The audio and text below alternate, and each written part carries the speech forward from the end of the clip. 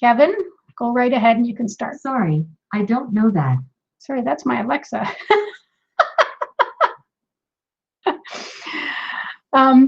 Okay, so good evening and welcome to the public meeting of the Halton District School Board for Wednesday, June the 3rd, 2020.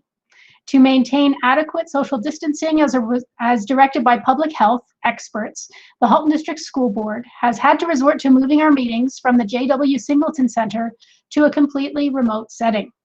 I will ask for your patience as we deal with any technical issues. If you do have any questions about the content of our meeting, please reach out to your local trustee or to myself after the meeting.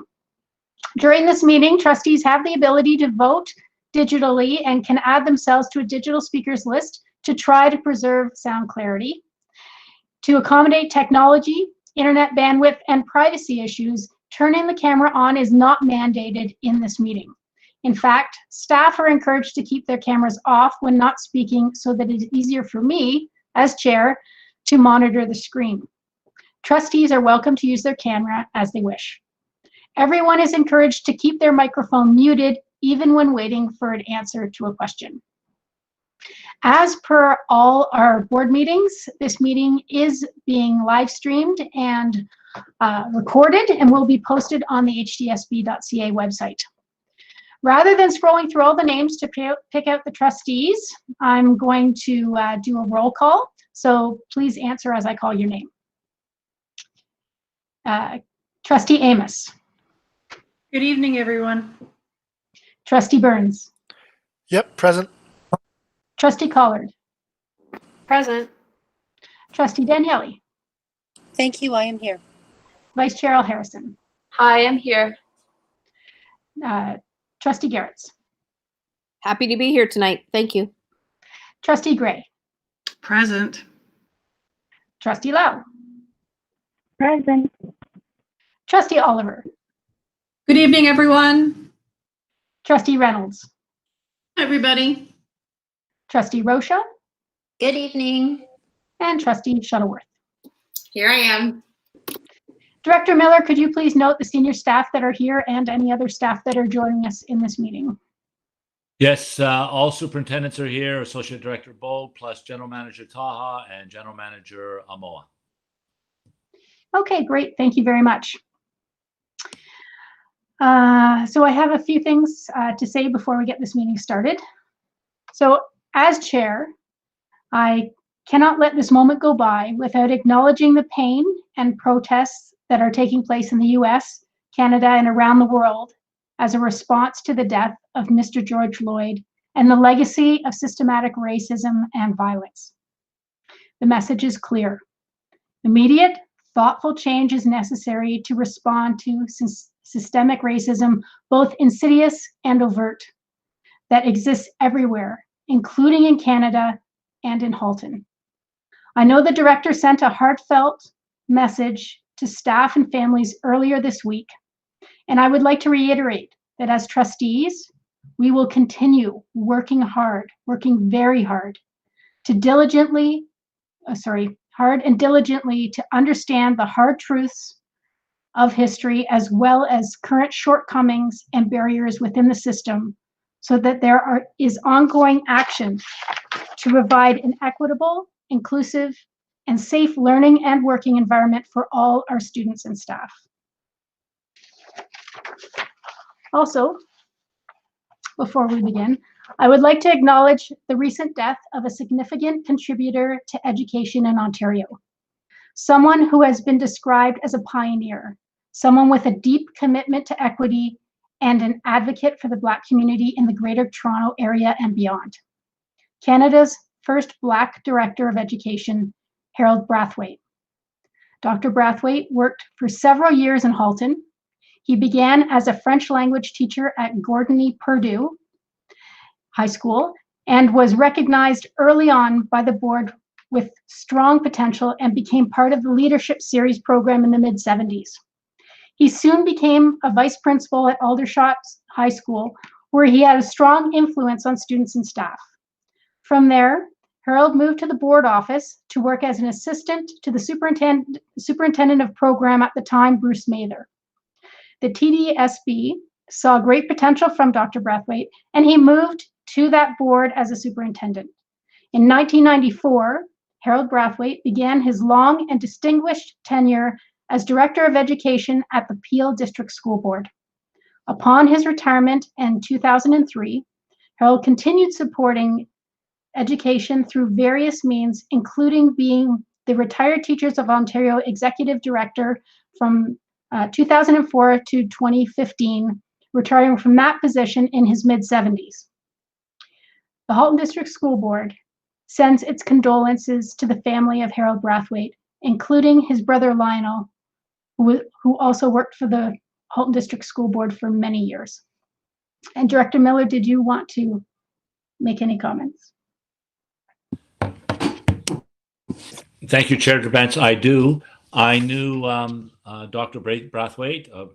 I call him Harold, and a fantastic person, a fantastic educator, but more importantly, an inspiration to all of us. He was one of those gentlemen, or one of those people that when he spoke, you listened. I also worked with his brother Lionel for many years at White Oaks. Truly a lovely man and a fantastic teacher. And I know a lot of the White Oaks community, the old guard, are feeling pretty sad today because Harold was well known there. And his wife at the time also worked at White Oaks. So we have lost an inspirational educator.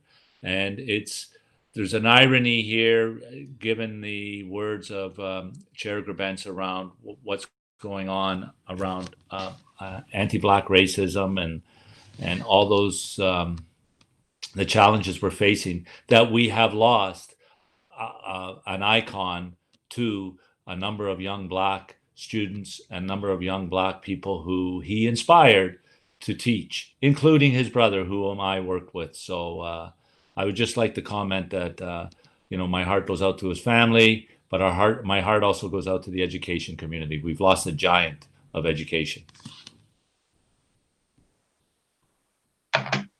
Thank you, Director Miller.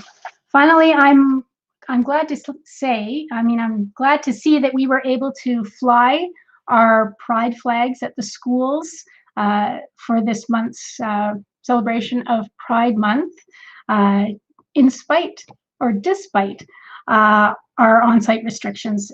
This is an important symbol for many of our families and staff, and thank you to the staff who were able to make that happen. So moving on, this evening, Trustee Lau will be honoring the land. Go right ahead.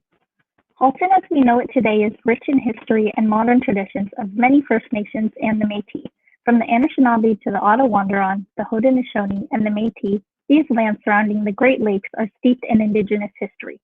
As we gather today on these treaty lands, we have the responsibility to honor and respect the four directions: land, waters, plants, animals, ancestors that walked before us, and all the wonderful elements of creation that exist. We would like to acknowledge and thank the Mississaugas of the Credit First Nation for sharing their traditional territory with us. Thank you very much. Are there any declarations of possible conflict of interest? Looking to the speakers list. Seeing none. Next, we are up to the agenda. Trustee Garretts, would you like to move a motion to approve the agenda? Yes, I would. Thank you. Thank you. Trustee Amos, would you like to second this motion?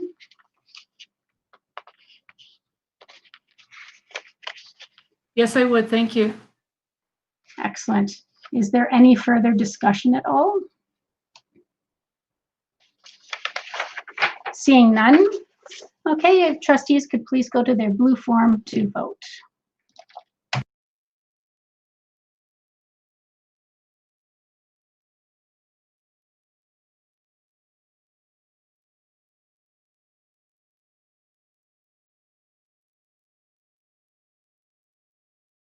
And that carries unanimously. Thank you very much. Okay, we have no Inspire Award presentations this evening. Normally we would have awarded presentations. Well, we usually award presentations the first meeting of every month.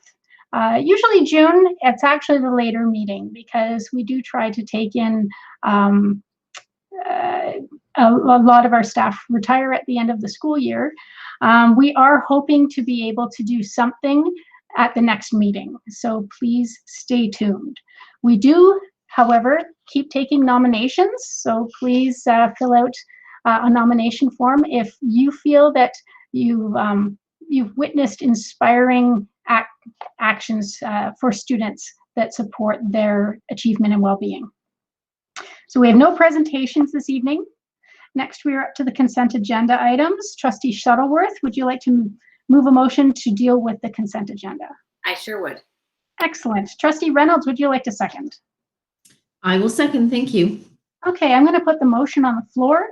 Be it resolved that the Halton District School Board approve the consent agenda action items and receive the information items for June 3rd, 2020. Okay, so are there any items to be pulled?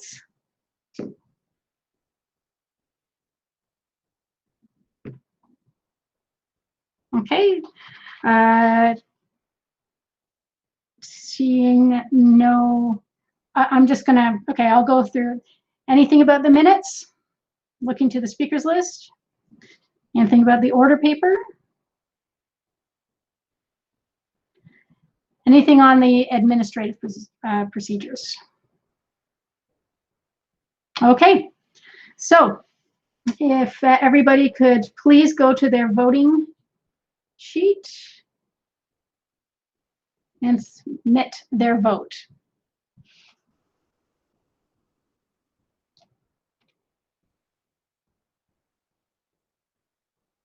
Just one more. Excellent, that carries unanimously. Thank you very much. Okay. Okay, we are now up to ratification action items. Vice Chair Al Harrison, do we have any business from private session that requires approval? Hello. No, we don't, Madam Chair. Okay, thank you very much.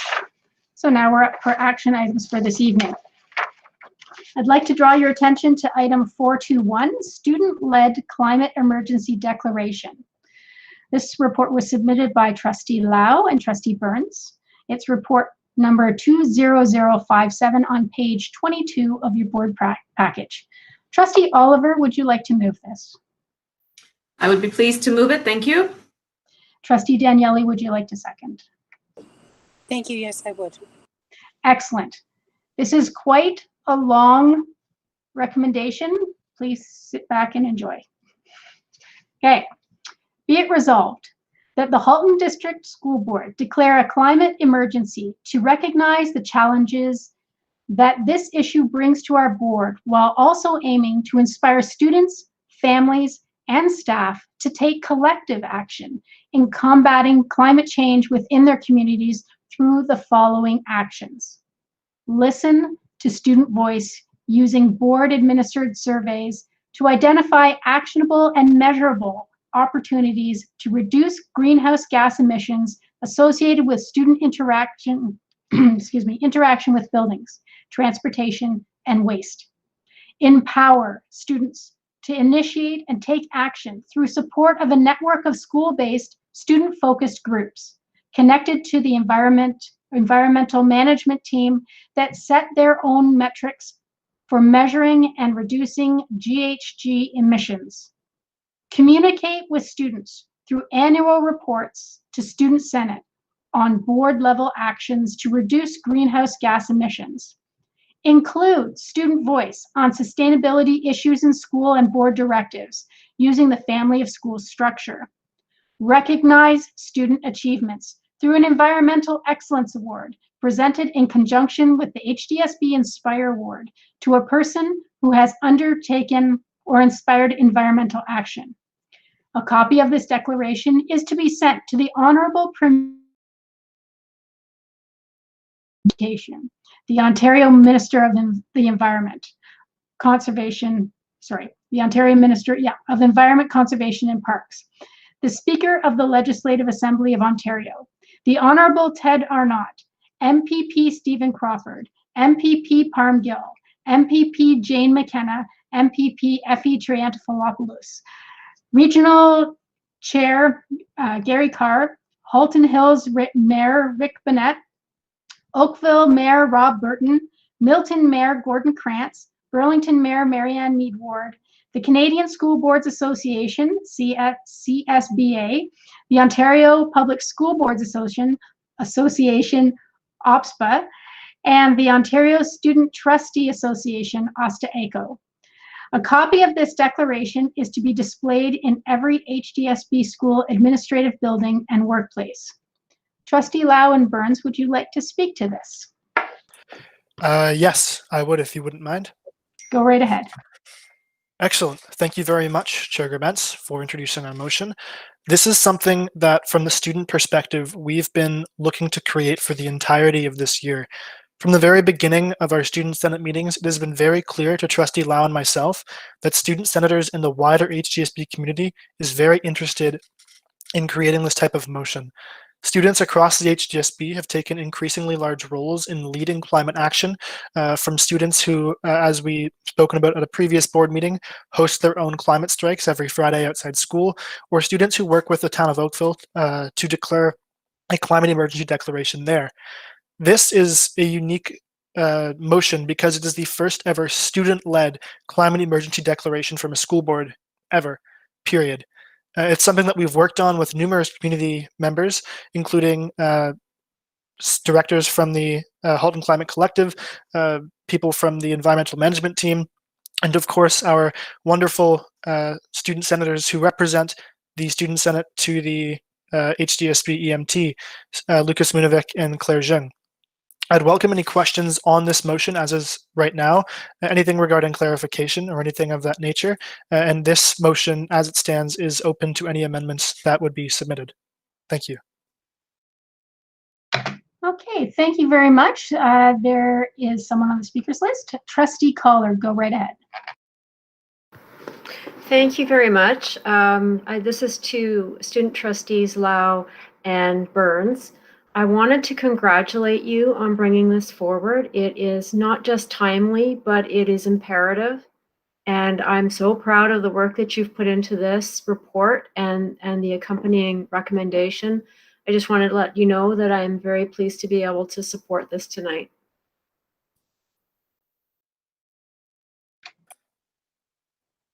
Thank you very much, Trustee Collard. That's incredibly supportive of you to say, and I greatly appreciate your support tonight. It has taken a long time. If trustees and superintendents would remember, I believe earlier this year, Trustee Lau and I, along with other trustees, put forward a motion to speak with Director Miller and Associate Director Bogue about what this declaration would look like.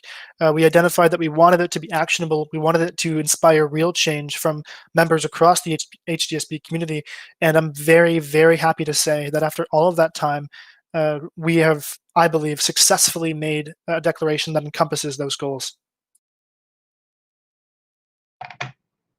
Okay, Trustee Daniele.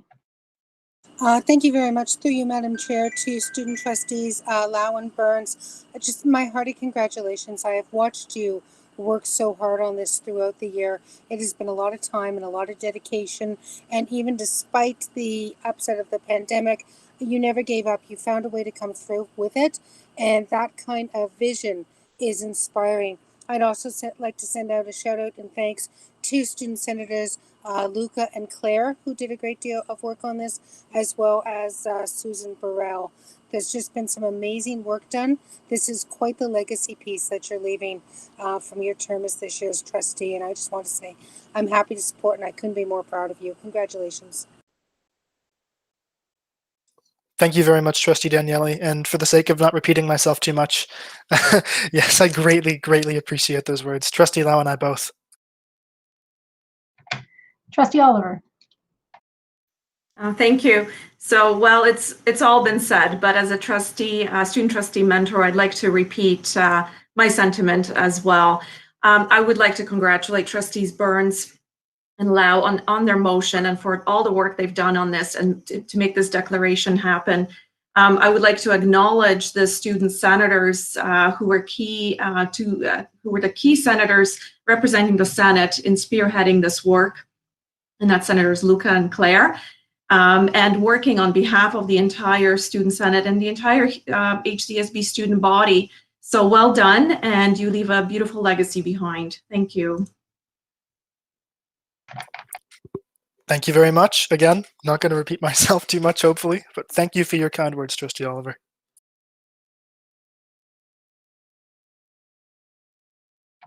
I believe you're muted. Oh, Trustee Gray. Thank you very much. And thank you for this report tonight. I would echo all of the comments being made by the other trustees before me, but I would have one question to ask. And now that this has been developed as a position here in our board from the students, what advice would you give to the two trustees that are coming in next year in terms of keeping the momentum going? What kind of advice are you offering to those two individuals?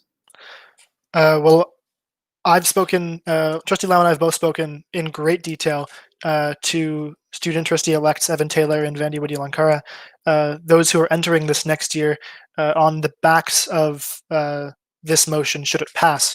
We've spoken to them greatly about what it could possibly mean for them going forwards, and they've looked over the entire motion and helped give feedback on what's been going on. They know about the responsibilities that they may need to entail, but the number one thing I would say to those two going into this year is to engage with people. Really become part of the HDSB community as much as you possibly can. Every single person that I've spoken to during my time as a student trustee across the HDSB has treated me with nothing but kindness and respect, regardless of how we've met or in the situation that we've spoken with. Parents at super council meetings, all of you trustees and superintendents at the board, every single person who I've spoken to in the position of a student trustee has been an absolutely incredible influence on me. And it's made this year one of incredible growth for me personally. And I'm sure Trustee Lau can attest to that effect as well. For those two, for Evan Taylor and Vandy Widi-Lankara, I absolutely believe that the best way to experience the role of a student trustee is to truly experience it by involving yourself and connecting with other people. Thank you very much. And I noticed that earlier this evening that Suzanne Burwell, I believe, is also online in this meeting tonight. And I think your comments, Matt, are so profound in the sense that student trustees, and in fact, all of us reaching out to the staff, the very talented staff that we have in the Halton District School Board to support initiatives such as this really, really makes a difference. Again, on behalf of everyone, thank you very much. Okay, next we have Trustee Amos. Thank you. I just wanted to say to both of our student trustees that you should be very proud of yourselves. You spoke of this back in the fall, shortly after the board started on its new school year, and you were talking about what you were hearing through student voice. And I wanted to say you should be very proud of yourself because you are definitely representing what the students are saying in the system. And that is what your role is. And I wanted to say that personally, and I know as a board, we're very proud of the fact that you are done the job that you've done so well. And despite some of the setbacks because of the coronavirus and that kind of thing, you should be very proud of yourselves. And what a legacy for you to leave for the next student trustees to step into. I just wanted to say thank you for that. And you should be very proud of yourselves for doing exactly what you were supposed to do. So thank you. Trustee Amos, those comments are greatly appreciated. Thank you so much. Vice Chair Al Harrison. Thank you. Through you, Madam Chair, and to Trustees Lau and Burns. Nice, very thoughtful, very inclusive work here. And that inclusive part, I think, is an example for all of the work that we do. I know you've been around the bend a few times on wording and what would be in here, but I appreciate the words that you've landed on and the impact of the the bullet points in particular. And I think that you have made a great roadmap for the future and the work that we do as trustees and with senior staff.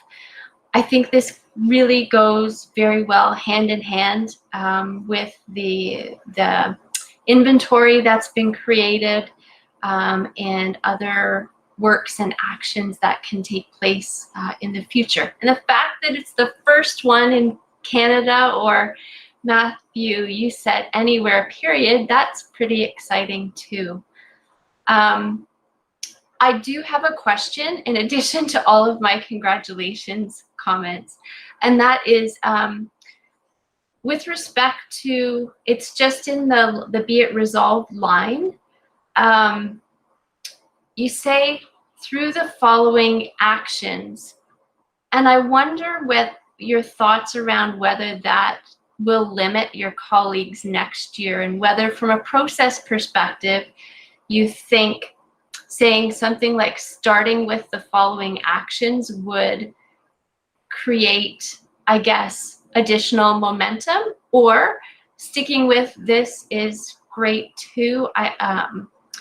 Subsequent motions could happen, I guess, for subsequent actions, but I just wonder about your thoughts on that. Through the chair to Vice Chair Harrison, thank you very much for your comments. Again, support greatly appreciated, and thank you for highlighting the attempt that we've made to be as inclusive as possible with our wording in this declaration, knowing that in the future wording of specific things can change. We didn't want to limit this declaration to specifics, noting that in the future that could create an imbalance in this motion. In regard to your question, the line that says through the following actions and the be it resolved piece there, looking at it from the perspective that you've just offered, I think that's actually a very valuable comment. I would want to, looking at it now, amend the motion to include that specific wording, specifically communities through starting with the following actions, something along those lines. I think that would, as you mentioned, help with future motions so that the wording in this document doesn't seem to limit all climate action in the board to just this document. I guess that was a little bit of an oversight on our part.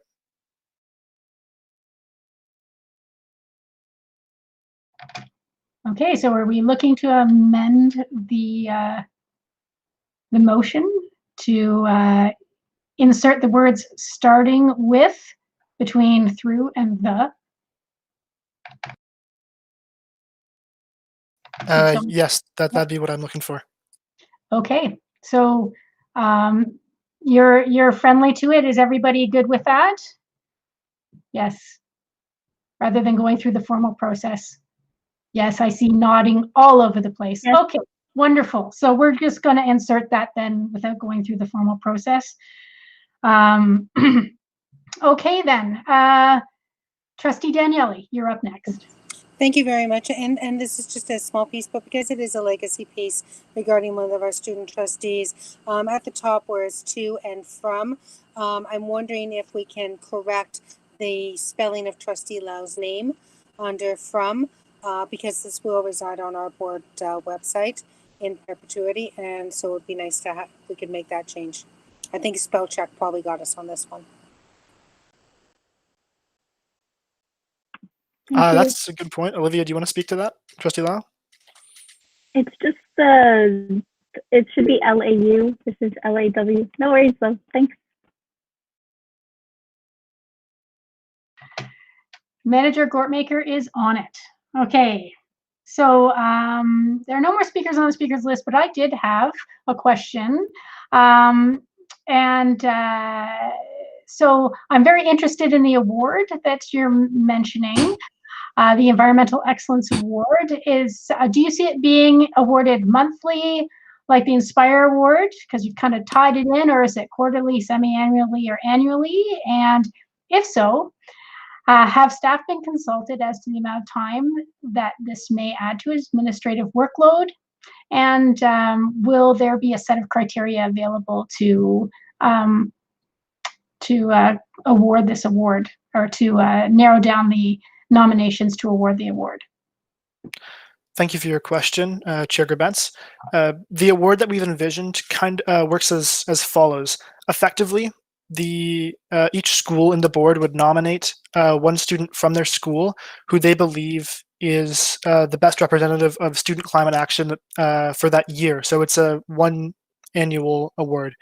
Those individuals would then have their applications or their work submitted to the EMT for consideration, and the EMT would then select the winner or winners should they want to, depending on how many people they believe should be awarded the award for environmental excellence. In terms of staff, we have not surveyed staff because we have intentionally made this very inclusive in terms of the wording of the motion. We don't want to limit it so that principals have to choose who they believe is the student that best represents them or their school. Instead, we've worded this document so that the process for selecting that student is as open as choosing a student senator, for example. It doesn't have to be through the principal or the administration or even through staff. It could be something held entirely through student vote, for example, something every year where students get to select who they want to represent their school in running for this award. So that way we don't have staff who are already over-encumbered by work, especially in the later stages of the year, forced to look through a number of applications and try and find out which student they think should represent them. If they feel over-encumbered, or if they feel like students would be better off selecting that individual by themselves, then they can leave that to student environmental groups or student social justice groups, any group with concerns about the environment, and then those students would be able to choose from there. It's intentionally inclusive so that staff aren't forced to add this to their very busy schedules as is. Excellent. That sounds very high-level governance. Perfect. And I want to just mirror everybody else. I think this is a great resolution that you've put forward, and I look forward to seeing it in the schools as I tour around. So congratulations. And I'm going to call the question. So if everybody... Chair Gerbentz, before you do that, can I make a comment? I suppose. I'm not going to echo what I am echoing what everybody said, but I just want to thank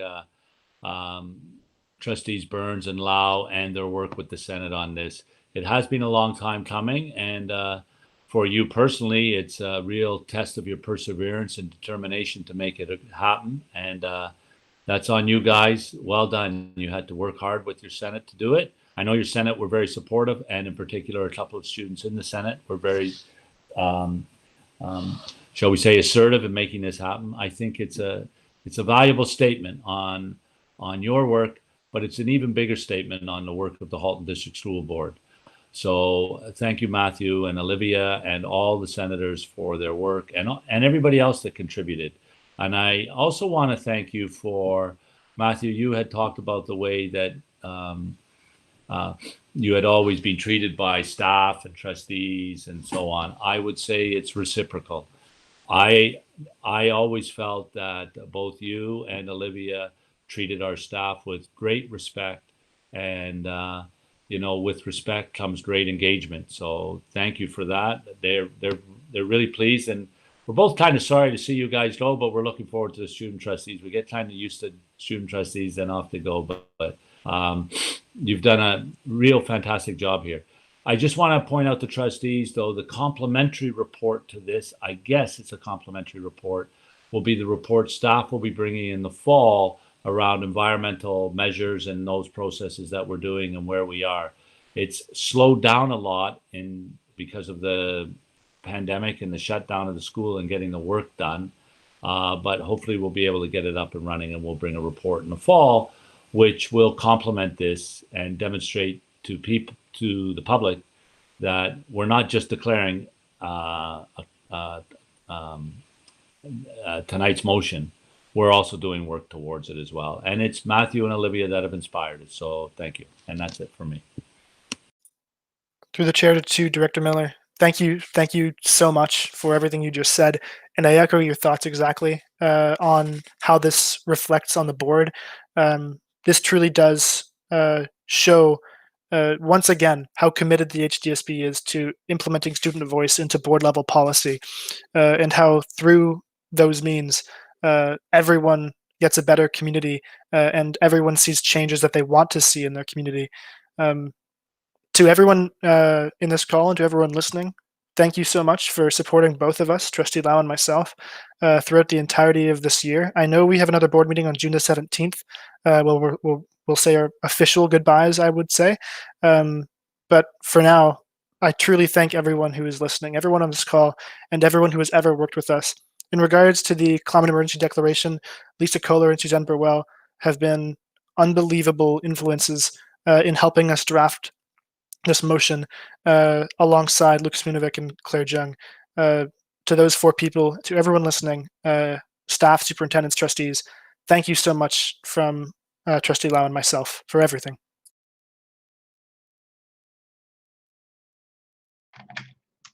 Okay, so it's the big moment. Let's vote on this. So could everybody please go to their blue forms and submit your vote?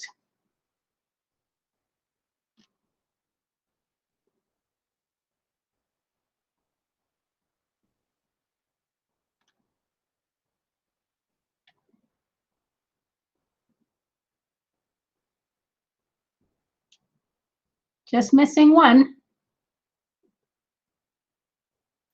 Sorry, I've lost access to my form. I vote yes.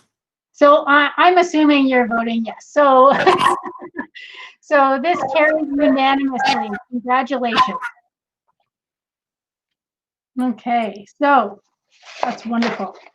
Looking forward to seeing what comes next from that. So the next we should move to item 422, interim report, COVID-19 expenses. This was submitted by myself and Vice Chair Al Harrison. Vice Chair Al Harrison, would you like to move this? She's nodding. Okay. And I'll actually second the motion. And so be it resolved that staff prepare an interim report to identify additional incurred and predicted expenses and savings tied to the Halton District School Board's response to the COVID-19 by October 2020. Be it further resolved that once this interim report is prepared, a letter sent to the ministry outlining any unique needs, anticipated resource shortfalls associated with the COVID-19 response, including a request that the board be consulted on an approach to addressing these needs. Vice Chair Harrison, would you like to speak to this?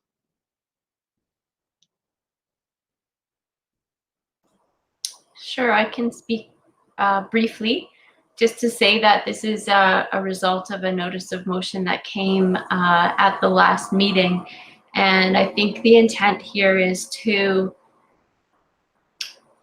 have some concrete information on which to provide information to the ministry so that they can be fully informed and hopefully rise to the occasion and address some of these unique needs that we are anticipating. And this motion doesn't in any way preclude the writing of other letters as may be necessary or invited by the ministry in, for example, their current consultation that they have going on. However, with an interim report, I think we'll have some additional data and detail that we could add to any other letters that we send in the interim. So that's all for me. Thanks very much. Okay, are there any questions, comments, any debate? Chair Drabence, it's Director Miller. Through you, Chair Drabence, to all trustees, we support this. We can do this. So I just think trustees and the public need to know that we're able to do this work.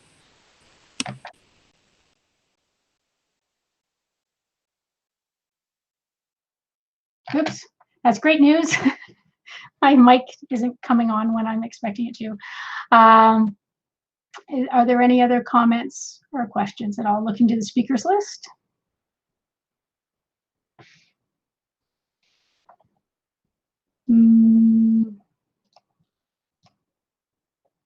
Seeing none. So if everybody would go to their blue form and submit their vote.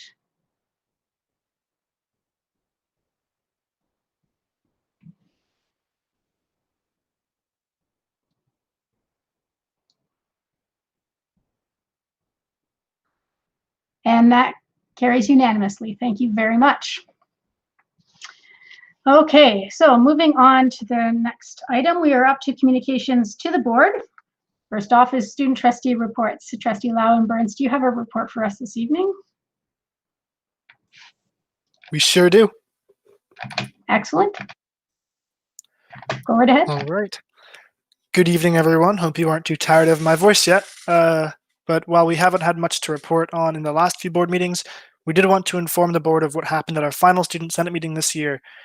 During the meeting, we had the pleasure of hosting Jula Moa, Equity and Human Rights Advisor to the HCSB, to speak to our senators about their distance learning experiences and equity challenges that they believe to be present in our current learning structure. Ms. Moa was a wonderful person to host at our final meeting of the year, and we extend our full thanks to her for her participation. The Student Senate was also presented with the Climate Emergency Declaration at that time, and after advocating for a document of that nature for the entire year, our senators approved the draft unanimously. Now that Student Senate has concluded for the year, Trustee Lau and I wanted to extend our fullest thanks to everyone that has made this year so incredible, so I'll pass it off to Trustee Lau to do just that. Thank you, Trustee Burns.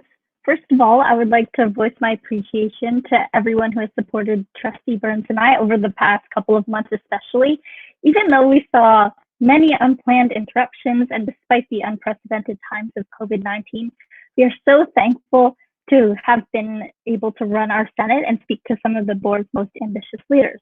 To our trustee mentors, Trustee Daniele and Trustee Oliver, as well as Trustee Shuttleworth, our staff mentors, Mr. Poitras, Ms. Patello, and Mr. Henderson, and Susan Thrasher for all of the pizza that was ordered, and everyone who was able to speak or attend a Senate meeting this year, we would like to thank you all so very much for helping us along the way. And although this is not our last board meeting, I just like to put it on the record that this role has changed my life, and I'll speak to that more and say my final goodbyes during the next and final student trustee report. But for now, that's all from us. Thank you. Okay, thank you very much. Are there any comments, questions for our student trustees on their report? Okay, seeing none. Okay, so we are now up to action items for June 17th, 2020. Sometimes we have items that meet established criteria to come to the board table twice before voting. And we have two items for this evening that meet that criteria. 521, 521, Transportation Policy Review, Report 20054 on page 25 of your board package. And this was submitted with my name on it as a director of the HSTS. And it is it is just to nail down the distance that is calculated for eligibility for students that are bused. So it takes away some of that, some of the ambiguity that comes with making that calculation. People don't understand. Are you using Google? Are you using this? What is your methodology? Well, it's outlined, and it also mentions is a little more specific about condos, a little more specific about it's measured from the middle line of a road, that sort of thing. So I don't know if anybody has any questions. Okay, Trustee Gray.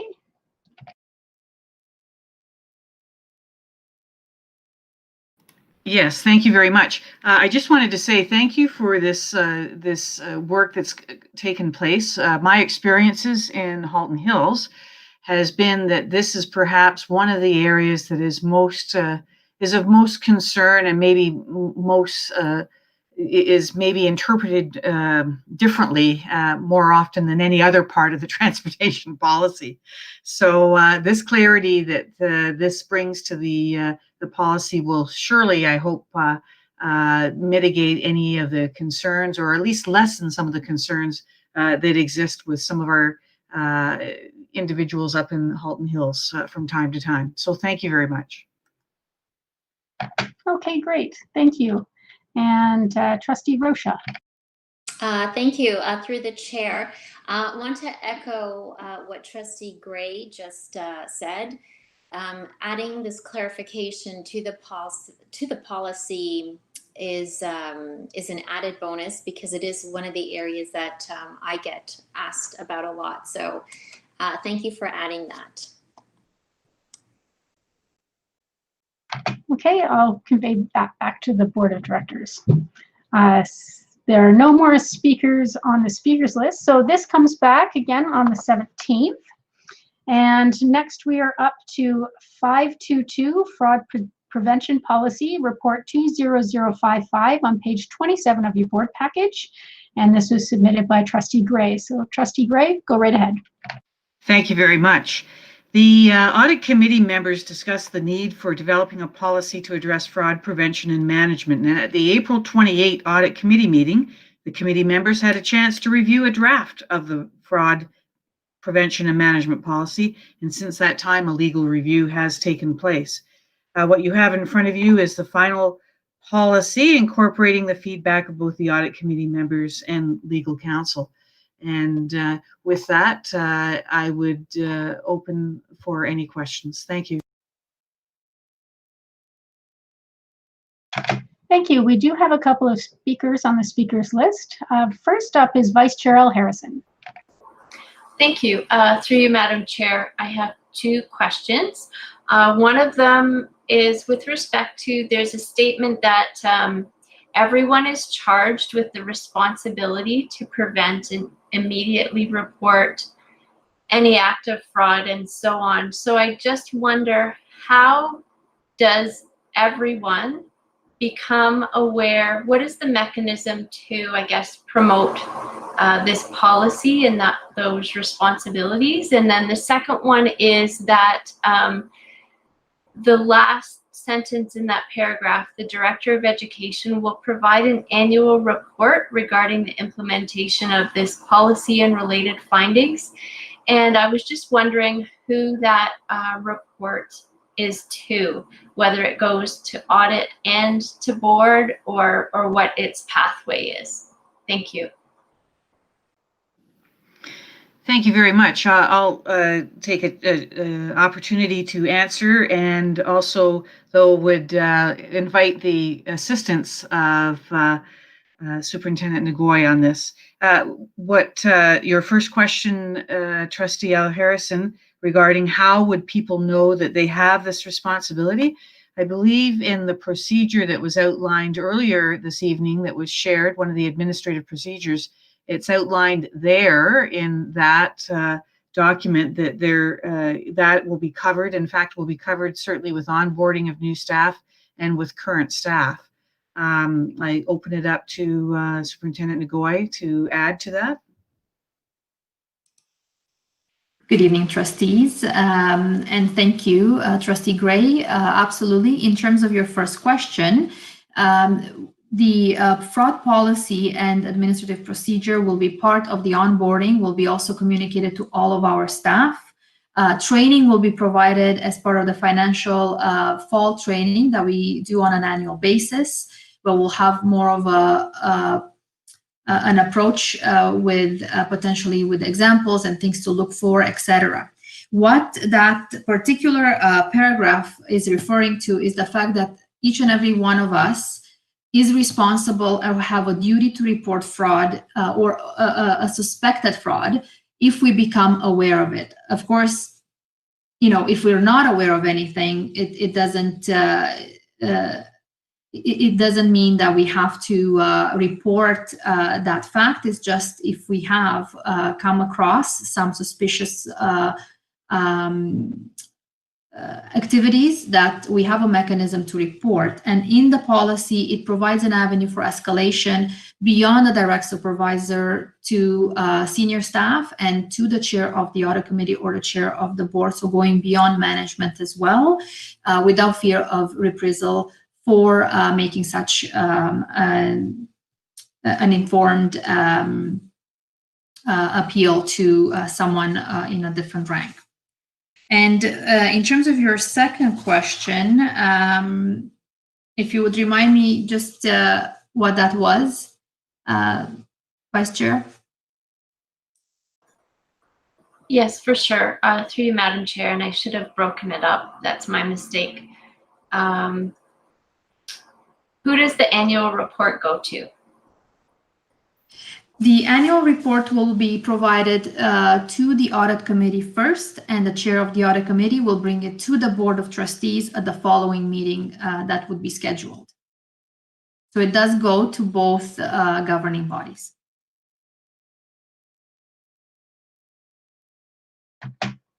Okay, so the next speaker on the speakers list is Trustee Reynolds. Thank you. I have a comment. The challenges of fraud are on the rise in Canada, but strong internal controls can help fight that by increasing operational efficiencies, reliable financial reporting, and compliance. This new policy, coupled with the admin procedure submitted earlier in the board report package, captures best practices in internal control, risk management, and good governance. So I'm pleased to be supporting this motion. As a courtesy to trustees who might like a deeper dive to this policy, we certainly could put this on a committee of the whole meeting before the next board meeting, in which we'd be asking fellow trustees to support this. So certainly that is a possibility. Over.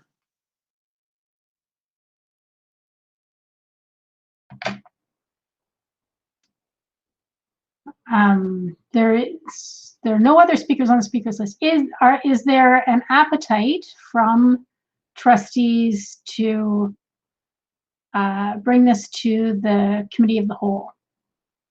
I'm seeing a no. I'm seeing a yes.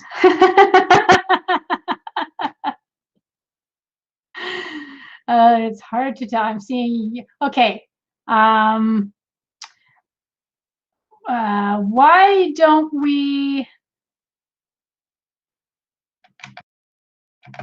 Vice Chair Harrison, do you have something to say, or are you stretching? I do, if it's possible, and I have put my name on the speakers list too to make it official. But just with respect to the timing, we could have a challenge in this. I was going to raise it later in the meeting, but I'll just do it now for people to think about, and that is committee of the whole. I think we need some input in terms of timing, because we were not holding it on June 10th previous to the 17th, because we shifted back to a later date to talk about the budget, which is coming at a later time now. So we may not, in fact, have a meeting on June 10th. We don't have any other agenda items. So just something to think about.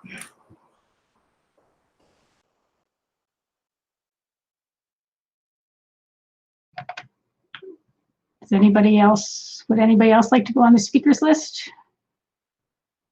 Trustee Gray, I see your hand up. Go ahead. Thank you very much. I can't get my official vote or hand up quick enough for you. I just wanted to offer that in the interim, between now and the next board meeting, I'm happy to receive any questions from the trustees with regards to this policy, and certainly work with Superintendent Roxoy to, answer any of the questions that might be asked, so that we could maybe further their understanding and have everyone comfortable enough to make an informed decision when we next meet on the board meeting, I see it's scheduled for the 17th. Thank you. Thank you very much for putting yourself out there to accept questions and clarification. Thank you. Okay, seeing no one else on the speakers list, we'll move forward. Okay, so we have one information item for this evening, and that is number 531, Annual School Hours Report, Report 20056 on page 30 of your board package. And this is presented by Superintendent Nagoy. Go right ahead. Thank you, Chair Gerbents. Trustees are presented with the annual school bell time change report that has been discussed and approved at the May 15 Halton Student Transportation Services Board of Directors meeting. Route efficiencies are conducted on an annual basis in order to identify savings where possible. And for the coming year, the identified savings are almost $500,000, and our proportion of that is about 2/3, or about $330,000 for our board. And appended to your report is the full report that was presented to the Board of Directors of Halton Student Transportation Services. And you'll notice that there are 18 schools listed on that report, and most of them are recommending a slight change that accommodates the breaks, the nutritional breaks, to move from a 50 and 40-minute nutritional break to a 40 and a 40-minute nutritional break. So there's no impact on the minutes of instruction. There are a handful that have been resulting from a route efficiency, and a couple of them are addressing safety concerns and congestion in the area. And I would be happy to take any questions trustees may have. Thank you.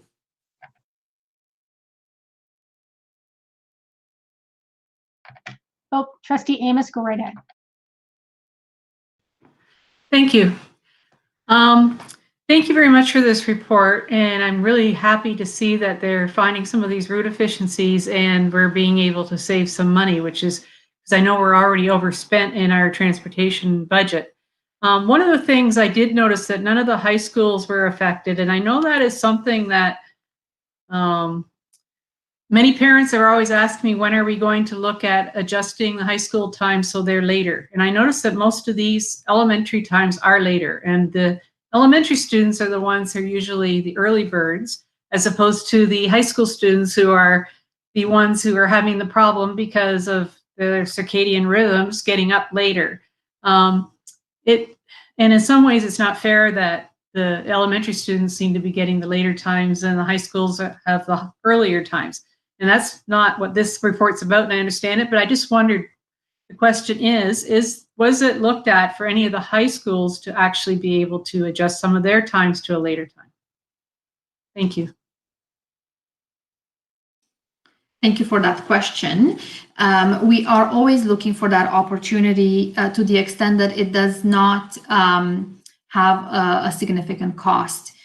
The way the routes are being developed, they are double or triple runs, and one high school has all the feeding elementary schools that are connected to the same buses. So the students are picked up for the various schools along the way, and it also is in conjunction with our coterminous school board. So there are, there could be as many as 30, 40 schools that are impacted for one high school. So changing something that is a bit more drastically in terms of a start time for a high school, it's usually a lot more complex than it would be for an elementary school. And that is why we are able to do the elementary schools, shift those a lot easier than it is to do a secondary school. But we are keeping that in mind where possible in our reviews on an annual basis. Okay, thank you for that. It's just I noticed the one school is now going to have a 9:25 start time, and that because it's a brand new school, and I know it's because the busing for that was probably added on to another route, so it's probably later. But again, that's something I know that most high school students would much prefer to have the later time than the elementary. And the problem is we're getting ourselves into a conundrum because we'll have all these times set, and then if we actually want to shift them, it's going to be almost impossible to. But I just want to put it out there because I know that if we want to do what's best for students and have them all learn the best, that we do have to try and make some accommodation at some point. So thank you very much for your response.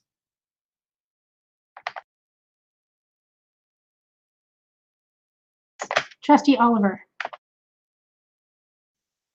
Hi, through you, Chair, to Superintendent Nagoy. I see that one of the schools in my area, Emily Carr, has requested 15-minute time change in the bell times. I'm certainly supportive of that, and I hope that the parents will not find that to be onerous.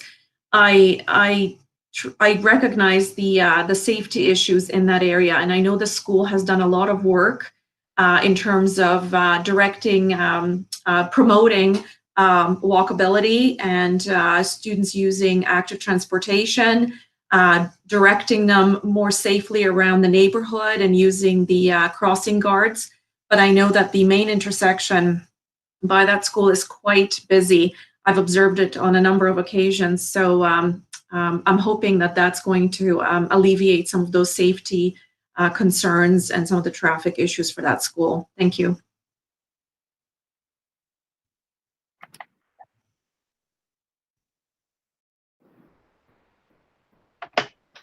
Okay, so next up is Trustee Gray. Trustee Gray. Thank you very much. Through the chair to Superintendent Nagoy. I just had a question in my community, and that was, would it be fair to say that most of our elementary schools are now moving to a 2 by 40-minute break? It seems to be, certainly in this chart that we've been presented tonight, more and more schools are moving in that direction. Are we almost, is that almost becoming universal in our school board? Thank you, Trustee Gray. And for the chair, yes, we want to move all the schools to be on the same schedule so that there is the same number of minutes in a day for all of our elementary schools. We have to do that in stages as as we can do it based on efficiencies and not incurring additional costs from a transportation perspective, which is why, you know, over the next couple of years or so, you will be seeing the ones that we can address efficiently and without a cost, and moving into having all of our elementary schools having 2 40-minute breaks. Thank you very much. I understood it was also going to assist administrators with supervision, and that's another key reason behind some of this movement forward. Thank you. Okay, next up is Trustee Collard. Thank you. I just wanted to comment that I know the Mohawk Gardens community was waiting for this particular report to come to board. And I see that the time change has been approved for Mohawk Gardens, and there was a considerable amount of consultation done at the school with about a 50-50 split on people wanting it and not wanting it. So I see that it's in the report, and I will be letting the community know of the change first thing in the morning. Thank you.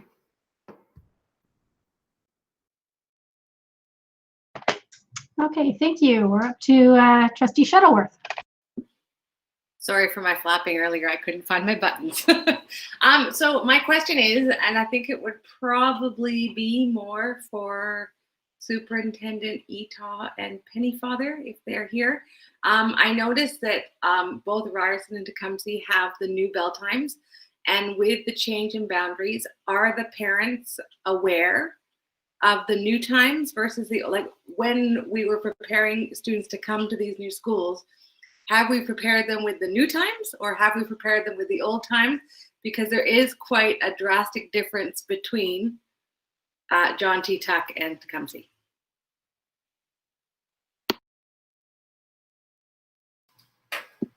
So I don't know. I can speak to that. Thank you very much through the chair to Trustee Shuttleworth. No, there was extensive consultation, much like Trustee Collard has mentioned, with respect to Mohawk Gardens. I know I don't supervise John T. Tuck, Superintendent Pennyfather does, but I am aware that that extensive consultation was done in all those communities, including Ryerson Public School and Tecumseh. So certainly the changes will be welcomed. Unfortunately, despite the extensive consultation, I'm not sure that we can safely say that all parents would be aware of the changes, because when they are proposed for consultation back in the winter, that was done on the premise that it was that we were just consulting on a possibility, and what we don't have at that point is what a specific time would be. So according to our policies and procedures, the recommendation is forwarded and approved and supported by the superintendent, by the trustee, and then is handed over to HSTS in order to see how that whether that can be worked into their routes, noting all their efficiency expectations. And but what we don't know until this moment in time is when the report comes forward to the board is what the actual new times will be. A short answer is no, the community will not know, and that'll be our job at this point, as it is every year when this report comes forward, is then to make sure that the community is aware as soon as possible. And so can I just suggest or emphasize that it will be quite important, particularly for those parents who are having their kids come over to Ryerson, to be prepared for the earlier start time and know that it's better because it is later. So they are, I guess, a little bit helpful, but it is quite a dramatic shift. And for parents who are already a little bit concerned at the transition, I think it's really important that we make sure they are fully comfortable and aware of the times, particularly for those kids, because I think they're all going to be taking the bus over. Yes. Yeah, absolutely. Okay, next up is Trustee Garrett's.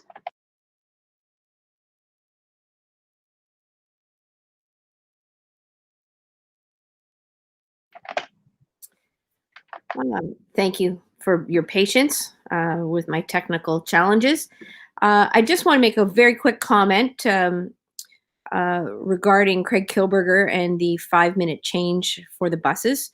I know that's not a huge, or bell time, pardon me. I know that's not a huge change, but it does acknowledge that there is a safety concern that we have, and we're working with the French Catholic School Board to resolve that. So I'm thrilled that we're looking at that, and that the principal PC brought it forward. Thank you.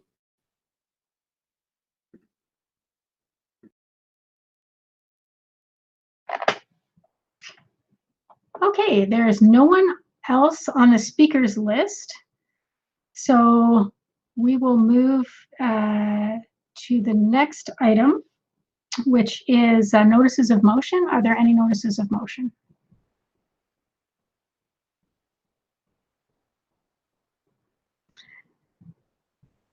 Okay, seeing none, I've had a request come in that these meetings are quite intense. We're kind of tied to our desks.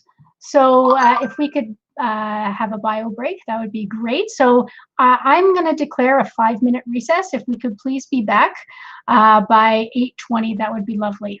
Thank you very much.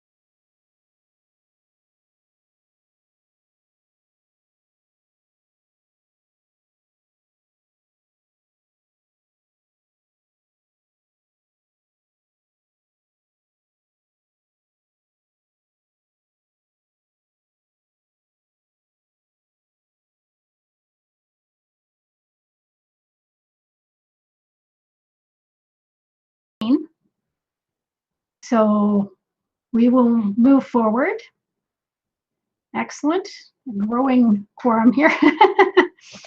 So I understand I actually missed a speakers list request from Vice Chair Al Harrison on notices of motion. So go right ahead, Vice Chair Al Harrison.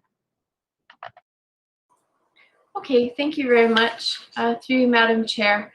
There's a question mark after this and whether this is the appropriate place to, the appropriate way to handle this, I guess. And that is, there's a motion on the order paper, M20-0012, and that is the one related to DISC training part 2.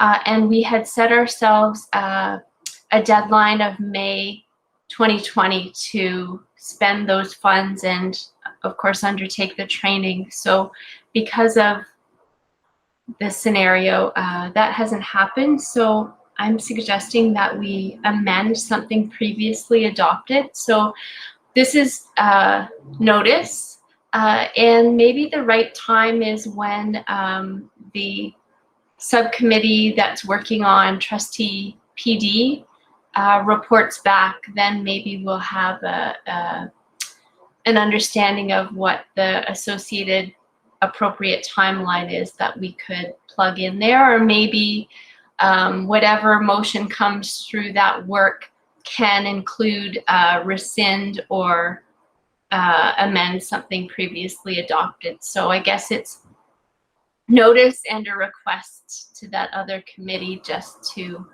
keep that on your radar, and we'll figure out the right timing, if that makes sense. I think that makes sense to me. We need more information to be able to amend what's been adopted already. So I think that's some good advice and or a good path to go.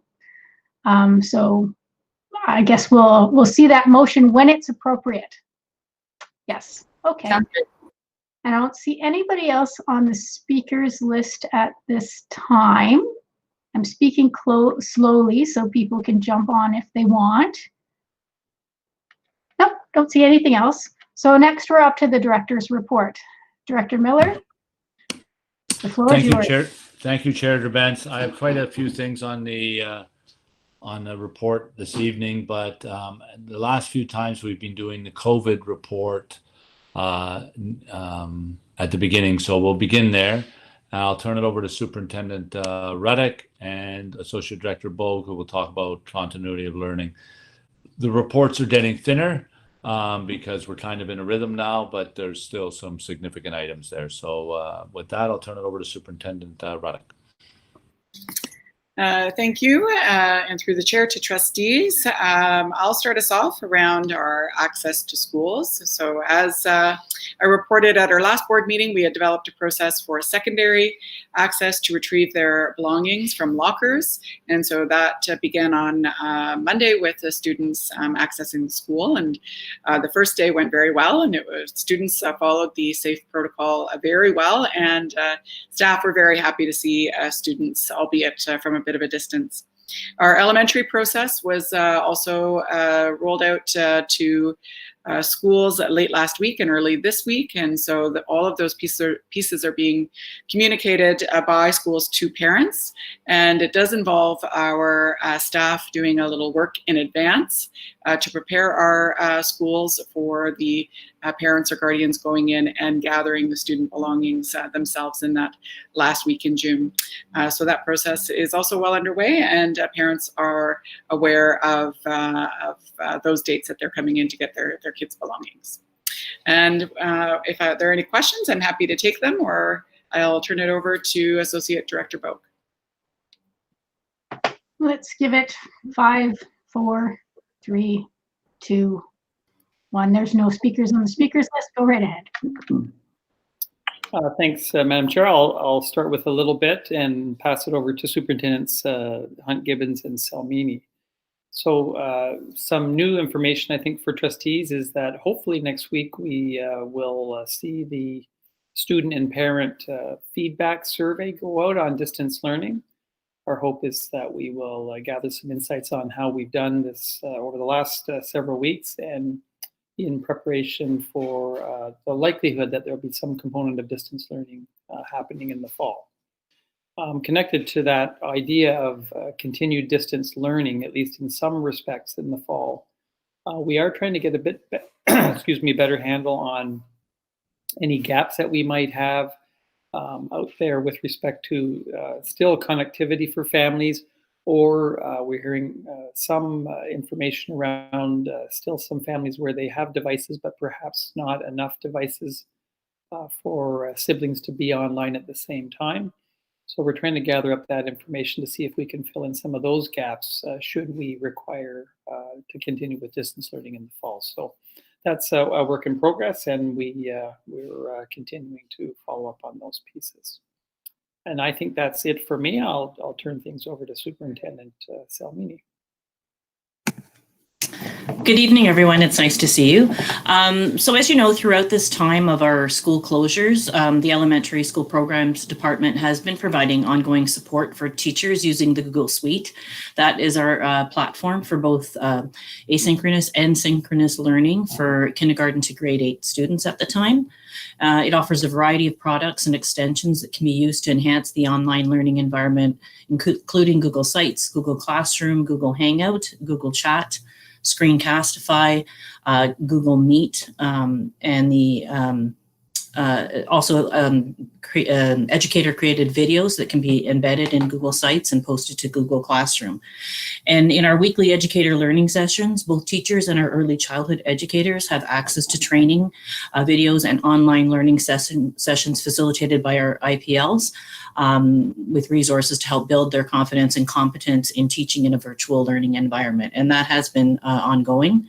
We've also provided resources for parents in the use of these tools to ensure that students have access and support if needed at home, which has been delivered through our educators.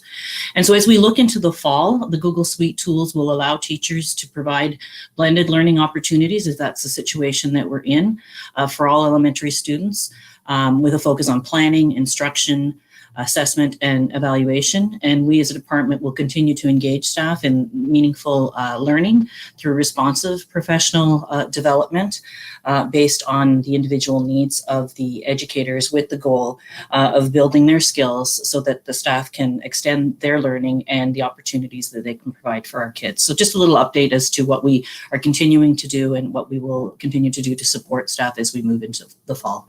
And I'll take any questions, but that's it for me.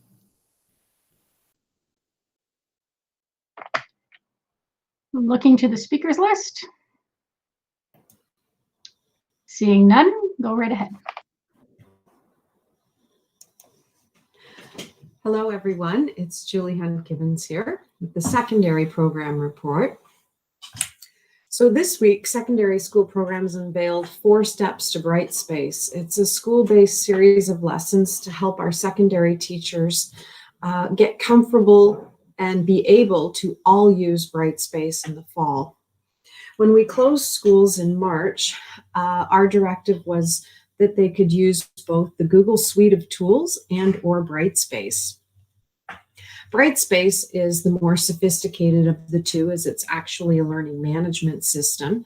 And so you can actually use the Google tools within Brightspace. We're moving in that direction for the fall. And there's a lot of unknowns out there, as I'm sure you're aware.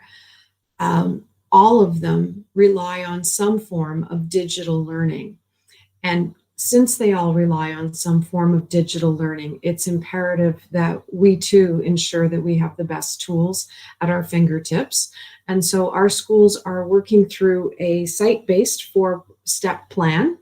We are supporting with probably steps 4 through 25 at this point, as stepping off points for anyone who's already there and wanting to go deeper.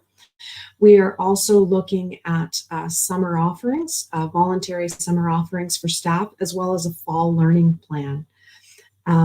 Using this tool for fall use in blended learning will ensure that regardless of the operational model, that our secondary staff will be able to best support all aspects of education, including attendance, planning, delivery, assessment and evaluation, differentiation, and inclusive design. I would also like to give a shout out. We have a project that's been on the works that I'm very, very proud of. It's Lisa Gallet, who was our leader of experiential learning, has been working with Kevin Raposo, who you all know through media production. Together, they have created over 25 community partner interviews. These were originally started to help bring the community partners into a whole range of career fields and to expose kids to people in all walks of life, all different fields. And they were asked 8 common questions that required them to share their educational journey, their career pathways, the impact of COVID on their career, and advice for students looking to follow similar careers. These interviews took place in both English and some for our French immersion programs as well. And Kevin and Lisa have created a wonderful catalog and offering that can be used cross-curricularly of some of our local folks who've been awesomely supporting secondary education and programming here in Halton. And I'm going to send you the links to those videos so that you can see them should you wish to. That is all for me, and I will answer any questions should there be any. Okay, looking to the speakers list. Seeing none, thank you very much, Superintendent Hunkin.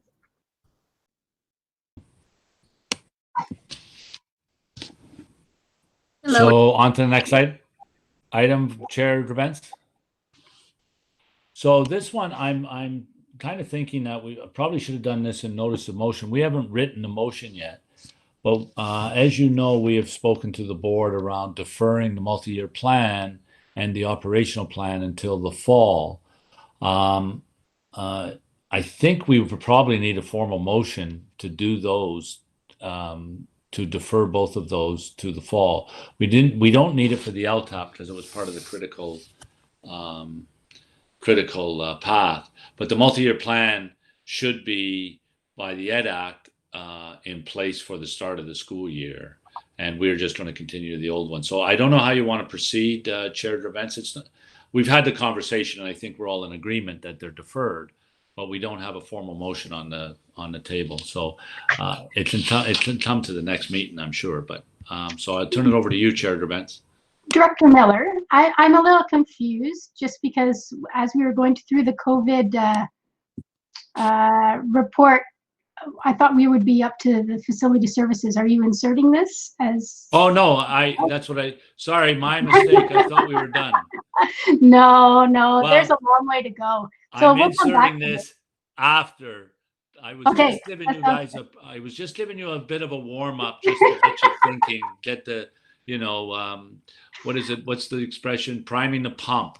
Yes, Priming yes. the pump. I took a really long pause. I understand your confusion. So okay. Yeah, it was your. I think Superintendent Puccetti is up next. She popped on briefly and then scooted away. So I will pass it back to Superintendent Ruddock.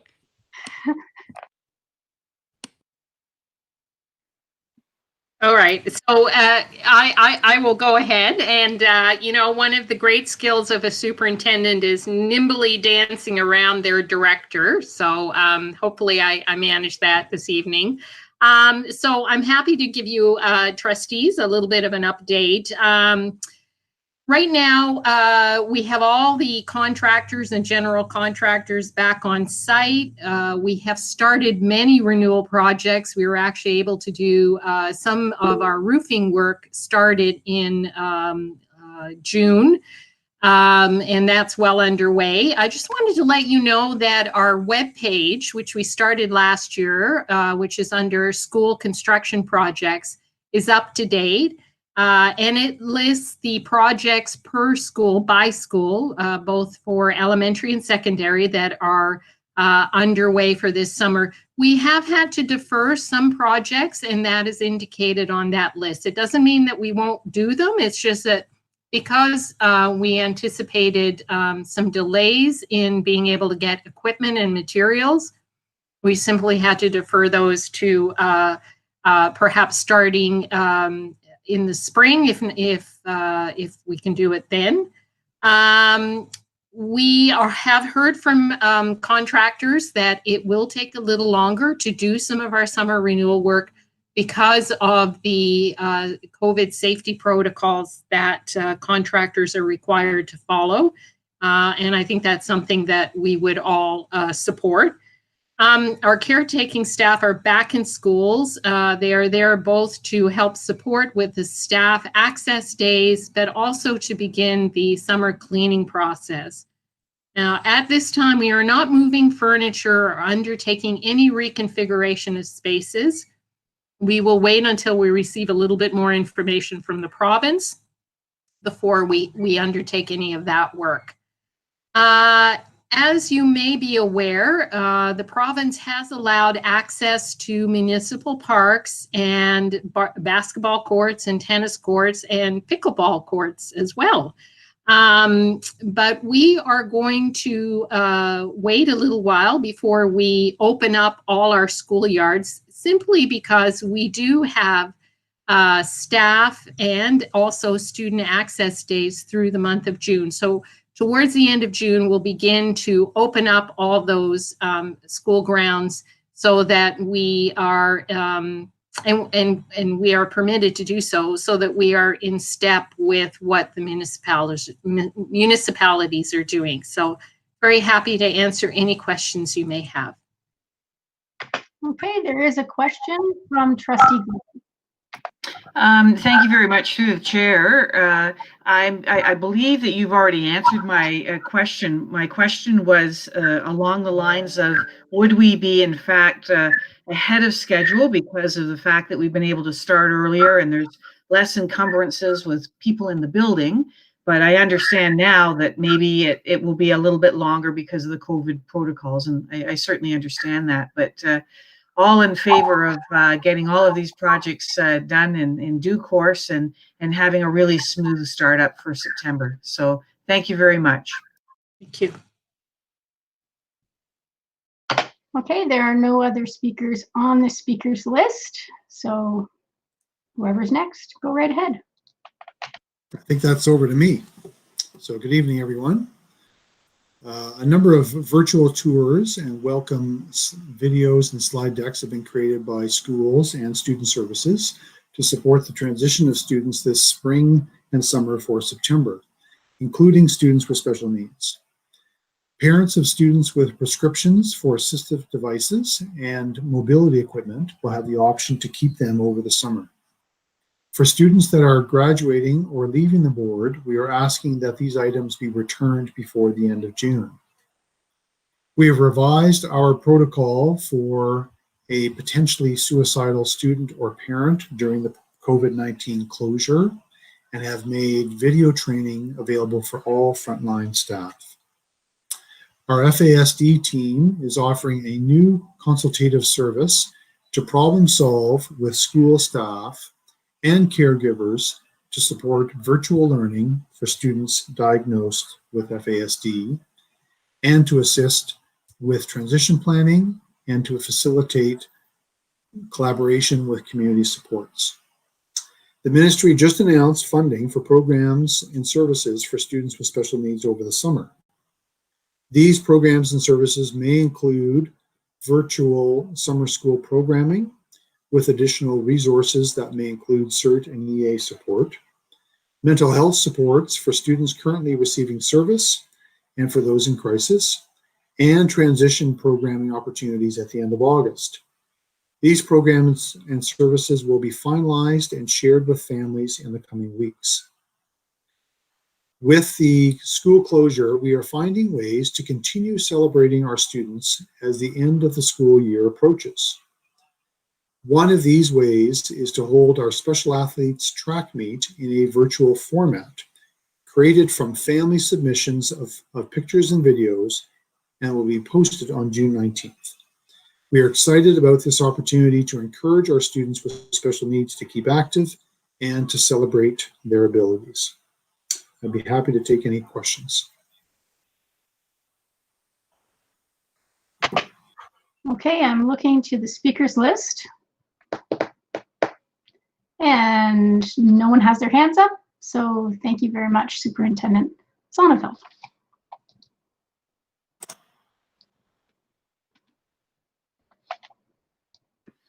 And that does take us to the end of the COVID update. So I'm going to turn it back to Director Miller.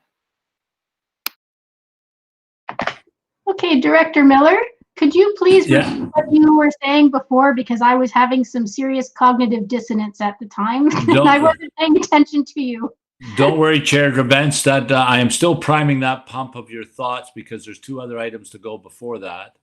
And that is Superintendent Newton to talk about some contingency plans, including what's going on around virtual prom, et cetera, and so on. Welcome, Superintendent Newton. Thank you, and through the chair. We are excited to get your dancing shoes ready for Halton's inaugural virtual prom on June 11th at 8 o'clock that evening. And we're excited to have some guest appearance, including some celebrity shout outs. So amongst this team as well. So thank you very much for your support there. You can follow your invite to that prom on Twitter or Instagram at HDSB Virtual Prom. The other piece that we're really excited about today, just posted the first one in one of the regions, a billboard congratulating the class of 2020 from the Halton District School Board. So we have created a number of signs and billboards to all regions, including bus transit passes as well. So you will get to see those throughout the city. Some will have them posted this week, others next week, and leading into July. So they'll be up for some time to show our pride, as well as lawn signs that we have developed. All of this work has been done through Superintendent Rob Etoff and Marnie Denton. So we're very excited about those pieces. In celebrating the lifetime that people have given to education in this board, Gail Gortmaker has organized an amazing retirement, all of our employees on June 29th. And we are very excited because a part of the gift of menu that retirees can personally select is certificates to their local businesses that they wish to support in terms of recognizing their partnership in education. So those are the pieces that we are excited about thus far. I know many of the trustees have been asked to send a shout out to all the grads for grade 8 and commencements, and we're very pleased with that. I will also like to report tonight through the work of Superintendent Hunt Gibbons, as well as Liam McCann, who's an amazing IPL for guidance. They have been amazingly working on Link Crew pieces to welcome grade 9 students over August and September. And we've been working with the Boomerang Company on that to give them an experience that they feel a deep sense of community as they move forward into our schools in the fall. So at this time, that's the pieces that we have for contingency in action. Thank you. Okay, so I have a couple of speakers on the speakers list. The first up is Trustee Daniele. Thank you very much. 2 quick questions. Could we have the locations of some of those billboards? I have some parents in Milton that are wondering where they might be, and how do we get lawn signs? Thank you. Through the chair to Trustee Daniele, I always love Trustee Daniele's enthusiasm. So the billboard signs, we can give you some pieces. I will point out to Trustee Gray, we've had some difficulty securing the rental of some possibilities in Halton Hills. However, we have over 80 lawn signs coming to flood the neighborhood. So stay tuned for that. In terms of lawn signs, yes, we would like to deliver lawn signs to any trustee who would like to help connect with community as well. So if you would like that, just email me and we can work through Marnie Denton to get you some lawn signs as well. Thank you very much for that question. Thank you. As a follow-up, did I hear correctly that you're going to let us know where those billboards are? Yes. Thank you. I will follow up with an email on that as well. Okay, next up is Trustee Shuttleworth. Thank you. Through your chair to Superintendent Newton. I just have one quick question regarding the communication of the virtual prom. Now, you said that we can find that through Instagram or Twitter. but are we also using our HDSB websites, or sorry, our HDSB emails for students who might not be on social media? That's my question. And through the chair to Trustee Shuttleworth. Well, we might consider that. I'll work with communications on that piece, but we do know that almost all of our students don't go to the websites. They really do work through Twitter and Instagram. Right. In terms of communicating, all of our schools and their websites and their Twitter have been promoting the prom for those pieces. And we are working on a center voice message that would go to grade 12 graduate students. I'd also like to point out that Canadian companies have been working, photography companies have been working to celebrate across Canada the class of 2020. So on D-Day, as a history teacher, I always remember June 6th. At June 6th through CTV, they will be doing a Canada Graduates celebration, including speaker notes from Justin Trudeau. And that's being aired at 8 o'clock on Saturday evening. Great, thank you. I just was checking because I did have a query from a student who is not on social media and was wondering if there were emails going out. So thank you very much. Thank you. And I look forward to the lawn sign too. Okay, next up is Trustee Garrett. Just a quick comment. I did see the post on social media today about the big signs. They look phenomenal.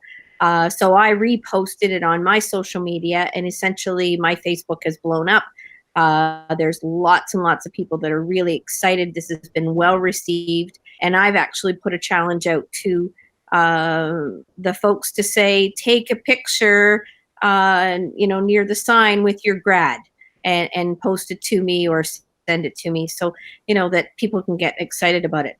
I don't know, maybe I know that some people want to know locations, but Milton's not that big. Maybe we play the game of, go and find it. You can't miss it. It's so big. But anyway, I'm looking forward to a sign as well. And thank you for doing that to the crew that's come up with that idea. Thank you very much. And through the chair to Trustee Garrett, I like your Wandering Waldo. I think that's a very cool piece. I would ask that perhaps people tag the hashtag that the communications department's been brilliant with, called HDSB Still Connected, and post their pictures. That would be amazing too, and celebrate all of our grads across the system. So thank you for that challenge. Okay, great. There's no more speakers on the speakers list. Thank you so much. And thank you to Superintendent Newton, Superintendent Pennyfather for their leadership in this area. This is, I do want to comment on this. One of the things that concerned all of us, I think trustees and senior admin as well, was what were kids going to lose as a result of the pandemic? Well, certainly they've lost a ton, not being in schools, hanging out with their friends and all that.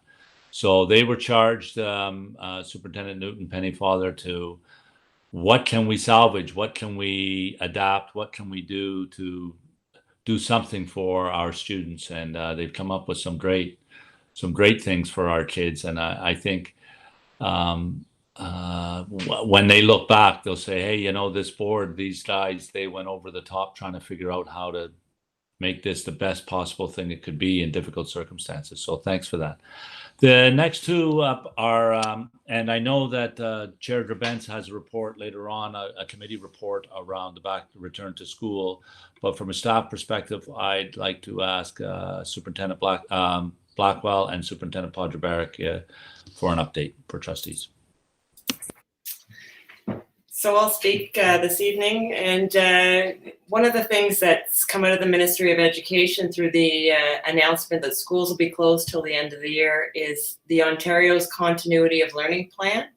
And what it has is it contains information regarding the development of a plan for reopening schools. So yesterday, staff members, as well as secondary students and parents, guardians, were provided an opportunity to link right to that plan, read it, and encouraged to provide input into planning for the fall. We anticipate that we will receive guidance from the province, and they've told us that we'll have that by the end of the school year so that we are able to plan for the safe return to school. Now, that being said, we're still continuing to plan for the fall, and we have some focus areas around instruction, well-being for students and staff, our health and safety pieces, school operations, and Superintendent Newton was just sharing part of some of the work talking about LINK for next year, and then our technology pieces. So we are planning, and we're waiting for some guidance. We've had lots of conversations with other boards, staff within our board, and we'll wait for that last bit of information from the province, and then we'll have a plan together to share with the public as soon as possible.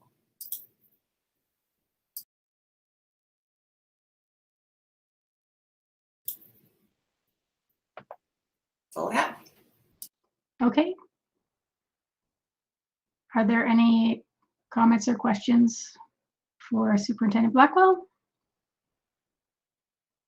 Seeing none, Director Miller? And I believe, Superintendent Ruddock, that's it for the COVID update and going on. So now that I gave you a teaser earlier on about a motion, we haven't worked out the wording of this motion, but Manager Dortmaker and I were thinking about this, and unfortunately, we didn't mention it to Chair Grabentz and Vice Chair Al Harrison at the agenda review because we didn't really. It came to us late that we probably should have a motion to defer the multi-year plan and the operational plan. I'm not so sure we need it for the multi-year plan, but I don't think there's any harm in doing it in a formal way to say it's being deferred until the fall due to the pandemic. So it's probably not a 2-week item, so we could bring that motion next week. Manager Dortmaker could write something out, and then I guess Chair Grabentz, you could determine how it gets on the floor. Does that make sense? That makes sense to me. Okay. And Manager Dortmaker, okay to write it?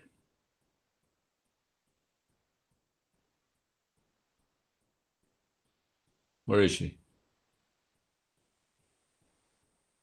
Yes. She said yes. She's shy about showing her face. All right. The next item on this is I'm going to turn it over to Superintendent Nagoy because, as we've said to trustees, we do not have a budget. Tonight, ironically, would have probably been the first budget, first look at the completed budget for trustees to debate, discuss, and for the public to weigh in, probably for the next time around delegations, etc. But that's not happening tonight because we don't have the GSN. So we are developing a timeline, but it's a little fluid because we're not sure when we're going to get the GSNs. So we do anticipate that we will be we know we will be having at least one, either a special board meeting at the very end of June, but I think it's more likely, very much more likely, that we'll be having some board meetings in July and possibly even August to deal with the budget. So having said that, I will turn it over to our new superintendent, Roxoy, and she can go ahead.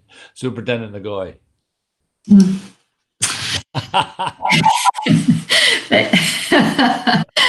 Thank you, Director Miller. In terms of the budget, I think Director Miller has covered most of it. We have not received the grants for student needs, which is a key piece in us being able to develop and finalize a draft budget.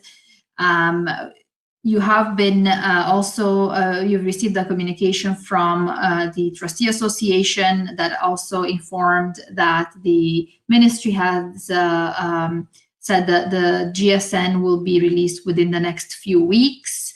So we're likely looking at mid to end of June to see what the funding looks like. And in doing so, they are trying to see if they can anticipate some of the costs and just how learning may look like in September. So that is the main reason why the grants for student needs are currently delayed. Usually we do receive our funding information at the end of March so that it allows us for planning and staffing and develop a budget for the June meeting. And yes, today would have been the board meeting when we would have reviewed the draft budget in its entirety. And at this point, we don't have an idea of what that would look like. Yes, we have mapped all of the expenses and the staffing for growth. We are expecting over 1,000 students at both panels. So we do have that built in, but until we actually can calculate what the grants are, we don't know what our financial position would be for next year. We are most likely looking at a couple of special board meetings in July. And something that I wanted the trustees to consider, our practice has been that we bring the presentation of the budget, including the draft budget, at a committee of the whole before the special board meeting where the draft report goes, and then again for a final approval at another meeting. So that means 3 separate instances of providing and discussing the budget. We could, if trustees would be willing to consider, have 2 special board meetings in July. Hopefully we're not going to August. However, we have been verbally informed that the ministry will send a memo out extending the deadline for submission of the budget to mid or end of August. So it is likely that we're looking into later in the summer, but we're hopeful to wrap it up by the end of June. So could we consider 2 special board meetings through July where we are presenting the budget? So we have the presentation at the same time with the draft report being on the agenda, and then one more special board meeting where the budget is considered one more time before being approved. Unfortunately, I don't have a lot more detail to share with you tonight. We are anxiously waiting to hear more information. But what we do know right now is not to expect it for the next few weeks. So probably towards the end of June is when we'll see our grants. We're not quite sure what they will look like. There has been some verbal communication to the school boards that it will be more status quo funding, so very similar to the current year, and incorporating anything that has been negotiated centrally. So that is all from my part, and I'm waiting on trustee direction on how we move forward from here. We've updated our website, so we took away the dates for the next steps in our budget development process and left it at to be determined. And once we have a better indication, we'll inform trustees and we'll update the website as well. Thank you. Okay, we have a speakers list forming. So the first up is Trustee Gray. Thank you very much. Through the chair to Superintendent Ngoy, you spoke earlier of an increase in enrollment. I wonder if you could speak to the prediction of the enrollment of international students. Is that guaranteed, or what does that look like for next year?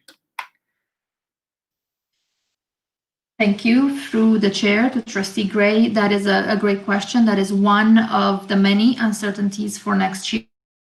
You currently have about 540 international students.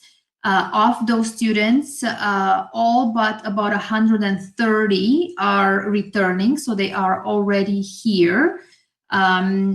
So the ones that are more on the uncertain side are those 130 registered students who are not here, and whether or not they'll be able to travel and enter Canada in September, we are not sure. We do know that they are committed in coming at least for the second semester if the first one is not possible. So there's different scenarios at play. And we are building a contingency in place in order to address that, depending on where we are in September. I'm wondering if Superintendent Truffin wants to add to anything that I don't think there's much to add, but he may have something to add to that. Good evening, everybody. Actually, Superintendent Ngoy and I have been in close contact with our international students, and it was covered perfectly. Thank you, though, Director Miller.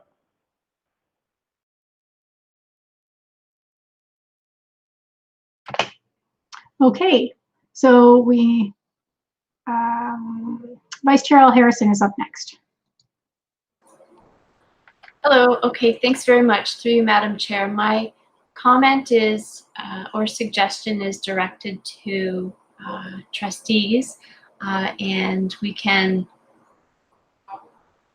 deal with it now or under trustee questions and comments or post meeting. But given the scenario that's unfolding with respect to the budget and the timelines through July and potentially later, we did have a committee of the whole meeting scheduled and rescheduled because the purpose of this one was to be the budget workshop.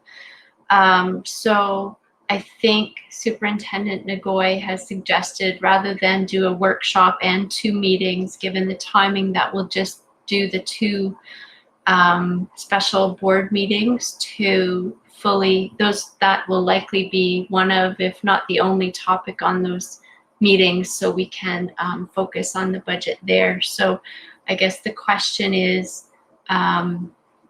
whether you'd like to meet at another time for committee of the whole. I can say that we don't have anything else pressing on the agenda, and I know we do have another equity meeting scheduled. So given that the actual topic of a committee meeting is off topic at this moment, I'm just going to put it out there now. But I think my suggestion is, given all the other requests for messages and so on, that we perhaps delay that meeting or don't have that meeting next week.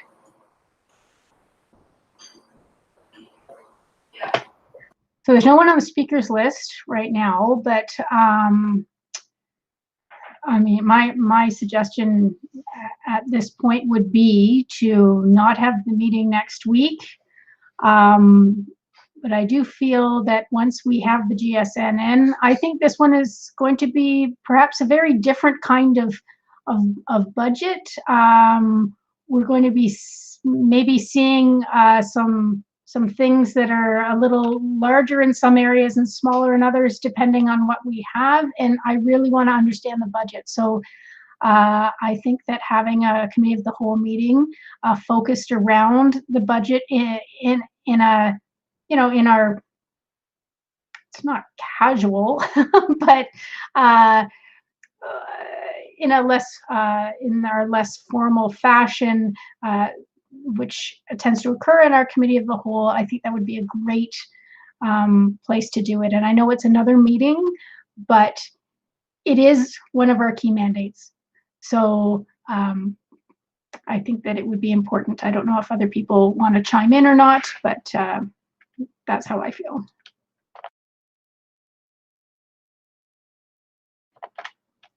I'm seeing some thumbs up. More thumbs up. Sounds good. Yep, thumbs up. Okay, I see more than 6 thumbs up, so that's probably the way to go. Okay, there's no other speakers on the speakers list though. So I guess we'll work with that and hope that the GSN will show up soon.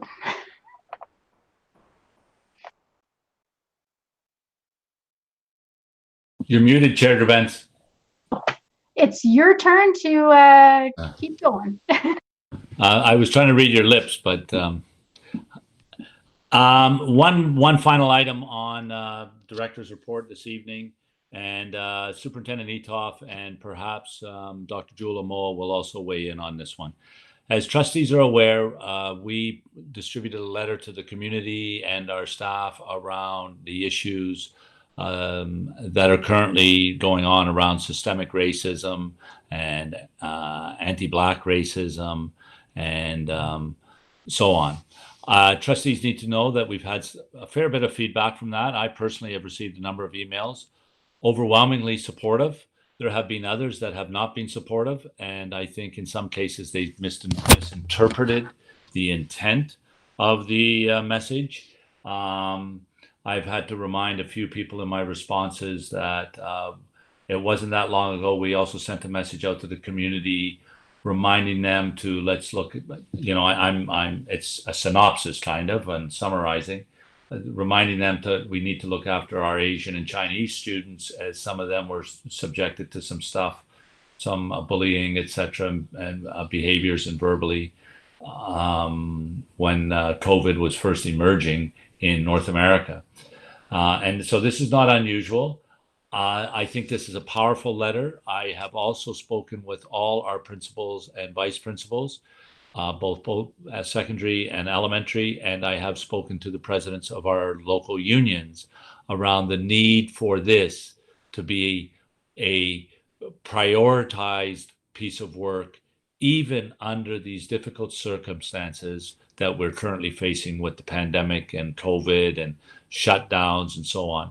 It makes it all more complex and complicated to do this work because this work is often done better when you're in a room and you're talking and you can listen. What I have said to our school administrators, well, sorry, let me go back a bit. What motivated this letter is obviously there's systemic racism. And I say obvious, it's obvious to us. I think to others it isn't. And I very much appreciated the chair's words at the beginning of this meet. I think I won't repeat what she said, they resonated. But part of the motivation was the horrific killing of Mr. Floyd.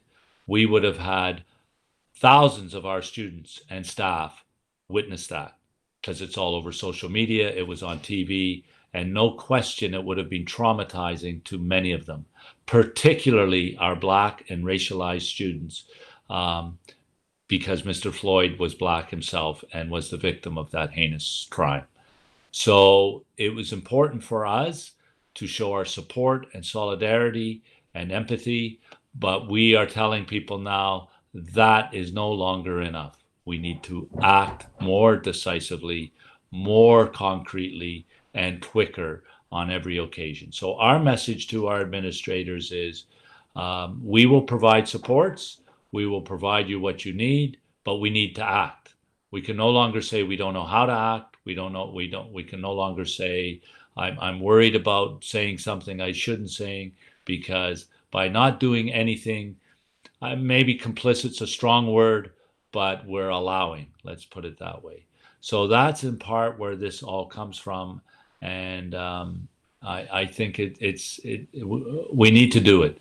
We are fortunate and I don't want to compare Canada to the United States or Halton to other places, but we're familiar that some boards have had reviews of what's gone on in their boards around systemic racism and racism in policies and procedures. And the reviews have not come back positive. They've come back that yes, indeed, there are challenges in those boards that are significant. We have an opportunity as a board to get out in front of this and ensure that this does not happen in our board. And I don't want to be naive and suggest that we do not have problems here. We do. We absolutely do. And part of Dr. Jewel Amoa's work will be to look at all our policies and procedures and see what biases we've built into those and eliminate them, and our hiring practices and all those other things. So it's a big topic, and I know that the trustees are working to do their learning around this, as is the senior team, as will our school administrators.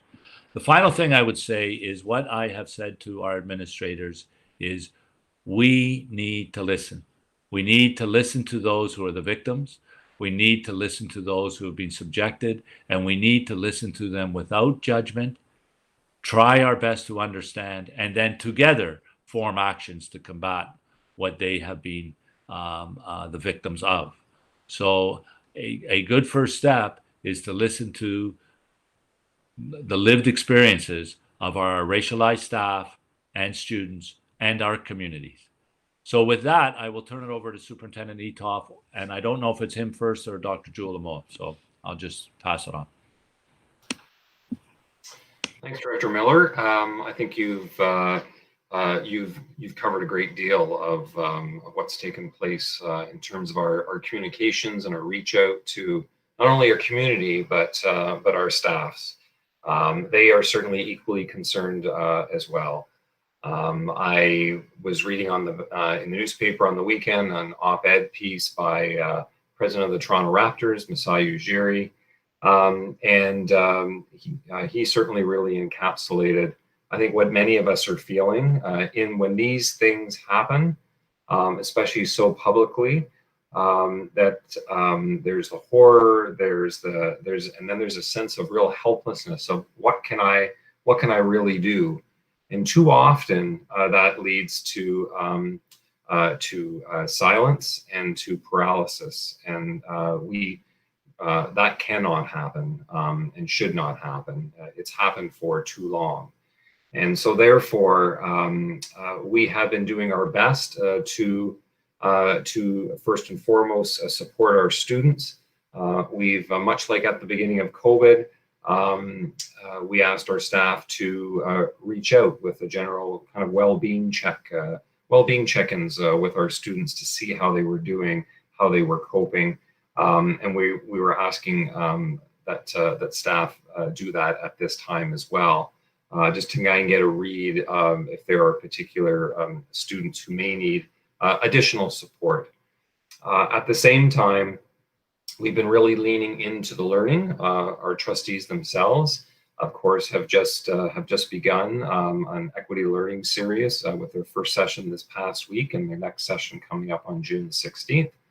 And our staff are very much understanding that they need a great deal of more learning when it comes to anti-Black racism and oppression. And so we have been offering some equity drop-in sessions this past week. One ran on Tuesday, one ran today, and another one's running tomorrow. And the first two sessions have had over 100 participants. So that kind of gives you a bit of a read of the understanding of our staff that they really need to know more in order to be able to support their students and their communities.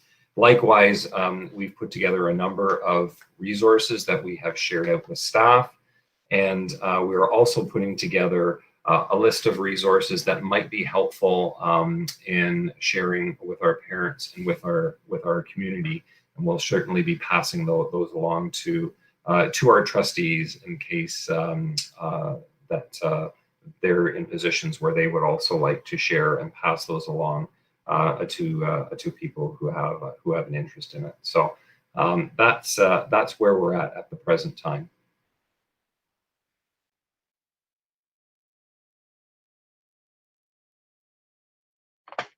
Okay, thank you very much. No questions? No questions at this time. Okay. But I'll wait a second because the system's a little slow. Okay. Superintendent Etoff, is Jewel on the line? I believe she is. No? Yes, I am here. Do you have something to contribute? I think I have very little to add, actually. I think you, Director Miller, and Superintendent Etoff have really hit all the hallmarks. What I would like to do is to thank you and the senior team and the trustees, certainly, for your leadership in this regard. So your messages around this issue and around the need for us to remain engaged around the work with respect to racism and raising our awareness, and the willingness to actually lean into the work, even if you're not quite sure what that involves, but still cognizant of where we want to go in terms of creating a more inclusive environment for students and staff. So I wanted to thank everybody for that.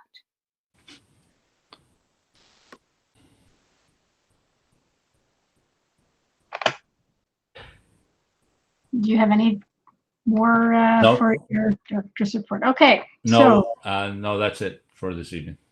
Okay, so we'll move on to communications from the chair. And as Superintendent Etoff mentioned, as well as Dr. Amoa. On Monday evening, the trustees and the director met remotely for our first workshop in the trustee learning series. And this followed up on a report that came in on May the 20th. So it's kind of amazing that that report came forward, and we find ourselves as we're learning in these workshops that everything is going on around the world right now having to do directly with it. So it is very timely. And it was an excellent session put on by Dr. Jewel Amoa, Robbie Toff, the Superintendent of Equity, and Mary Marshall, who is the System Principal for Equity and Inclusive Education and Student Health. I'm sure I speak for the rest of the trustees when I say that it was an excellent first session, and we are trying to lean into this learning because equity is a fundamental part of student well-being and learning. And thank you very much for the opportunity. I don't have anything else in my chair's report, so we'll move on to committee reports. Are there any committee reports? G. Oliver, I see you're first up.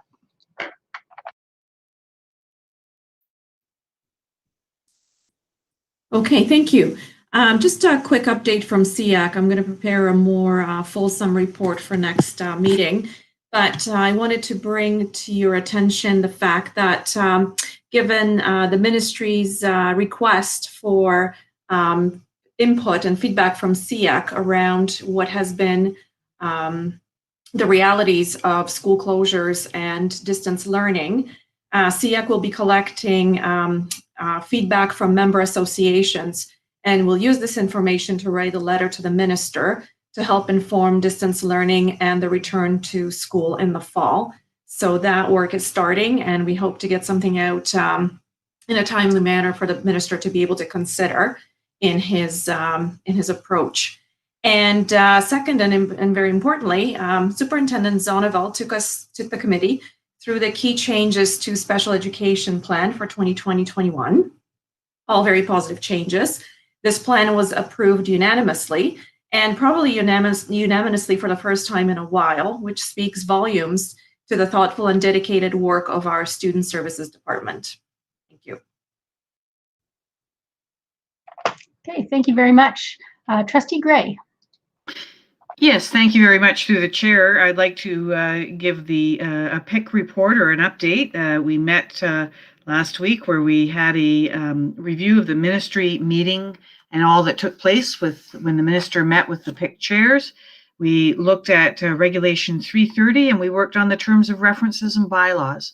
I would ask Trustee Amos or Trustee Rocha, who are also in attendance, to open up or add to this report if there's anything that I've missed. Thank you. Trustee Rocha. Through the chair, I was going to provide a PIC update as well, but Trustee Gray did a great job, so I'll end it there. Thank you. Okay, Trustee Collard.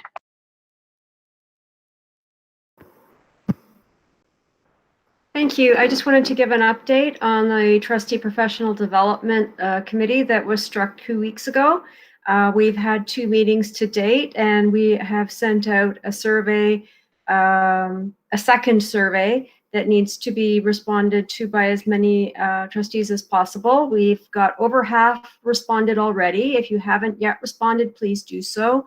It really helps us to have all of the voices from around the table to know exactly what the priorities are. And each person's in a different place in their journey. Some people have been on the board for about 20 years, and some have been on the board for about 2.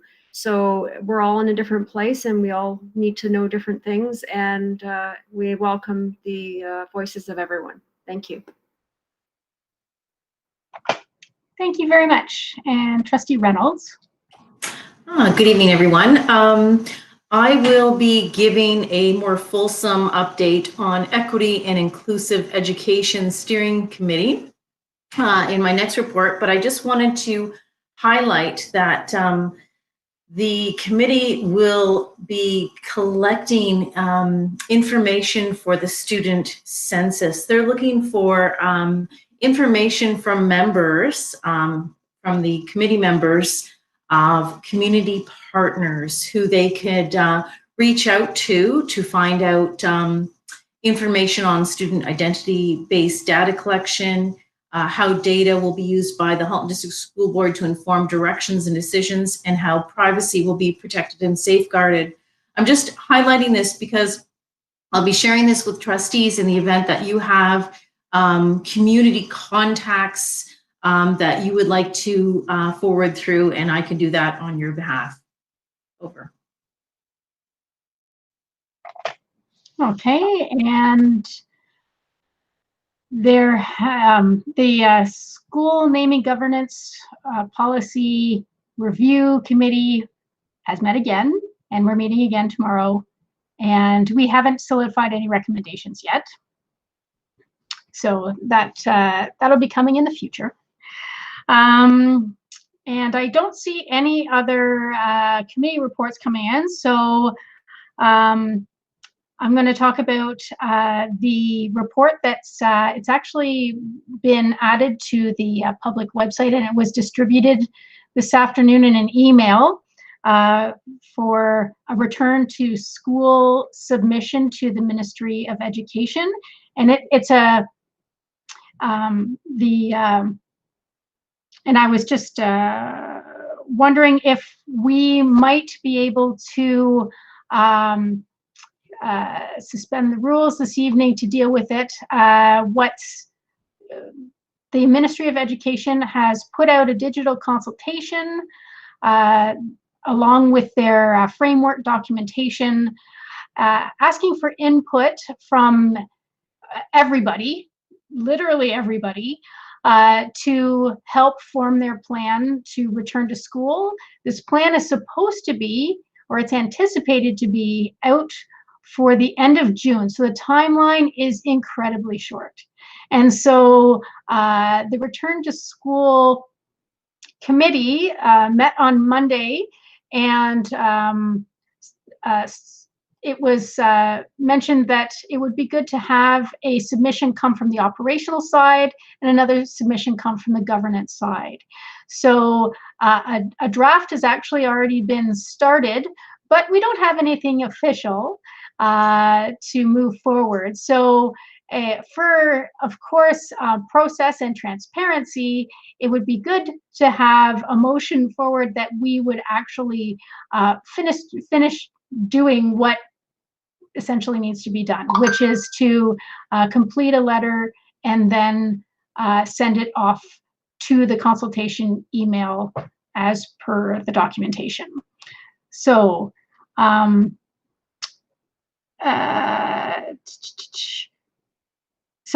Trustee Gray, actually, sorry. I was wondering if Trustee Collard would make a motion to suspend the rules this evening so we could deal with this. Yes, I'd be happy to. Okay, and Trustee Oliver, would you be willing to second so we can discuss this? Suspending the rules? Yes. Okay. Yes, thank you. Excellent. Okay, so is there any, Trustee Shuttleworth, are you on the list to talk about? To put the motion forward. Oh, sorry. I appreciate it.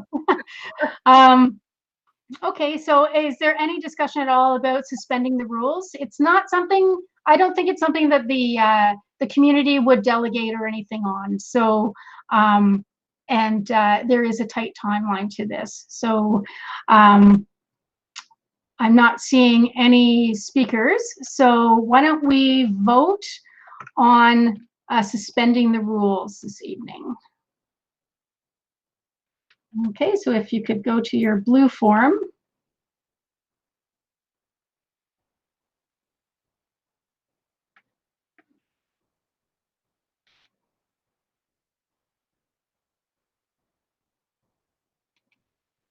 My blue form disappeared. I vote yes. Excellent. Thank you for letting me know, Trustee Collard. We're at 10 responses, just missing 2 then.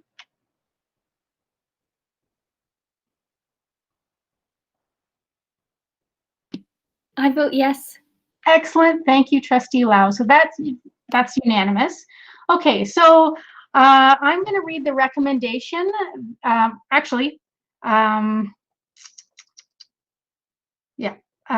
Okay, so now I'd like to draw your attention to the actual distributed report, the recommendation and report. Trustee Gray, would you like to move that we speak to this report? Yes, please. Excellent. Trustee Shuttleworth, will you second that? Yes, I will.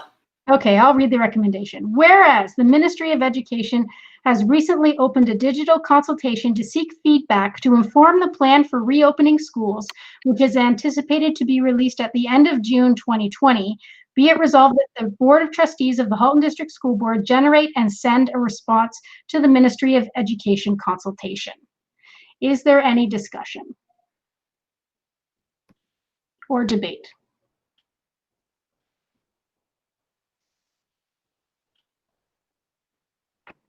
Okay, seeing none. All those in favor? Excuse me. Bless you. No, I'm not even. Okay, let me see.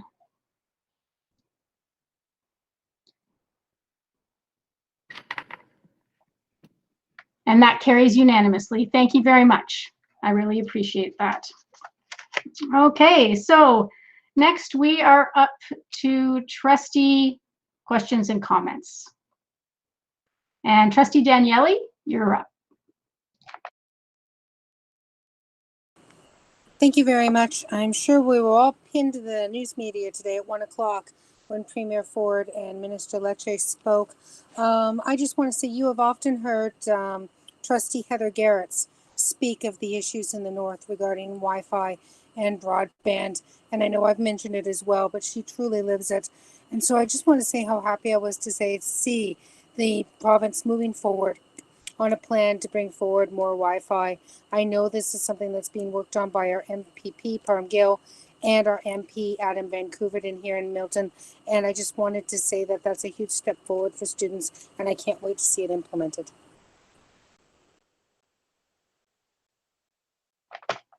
That's great. Thank you very much. Are there any more questions and comments this evening?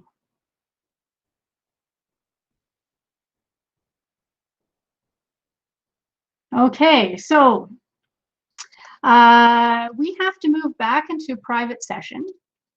So Trustee Gray, would you like to make a motion to rise and reconvene? Yes, I would. Thank you. Thank you. Trustee Rocha, would you like to second that motion? Yes, she is nodding yes.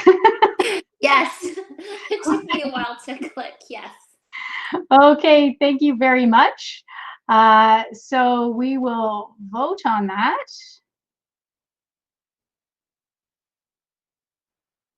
Rise into private session. Sorry.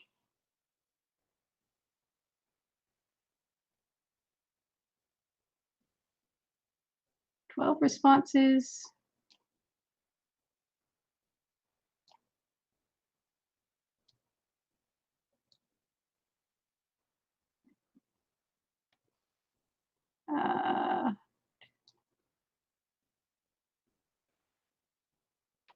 Is Trustee Lau with us anymore? I don't think so. So that carries unanimously. Pardon? She's here. Oh, she is here. What am I missing then? Trustee Lau, can you give me a verbal?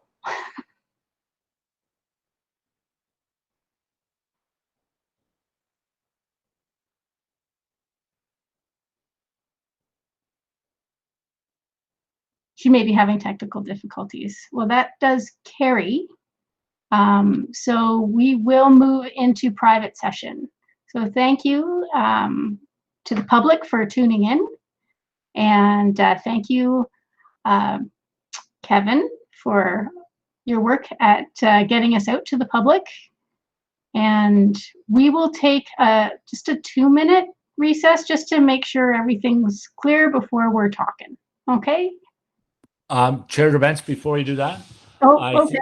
I think we can let most of the superintendents go. Superintendent Ruddock, I need. Superintendent Nagoy, I need. Superintendent Puccetti, and probably Associate Director Bogue. I don't think the rest have to be here. Okay. Under your direction, that sounds fine. So yeah, just a quick 2-minute recess. I need to stand up. My back is killing me.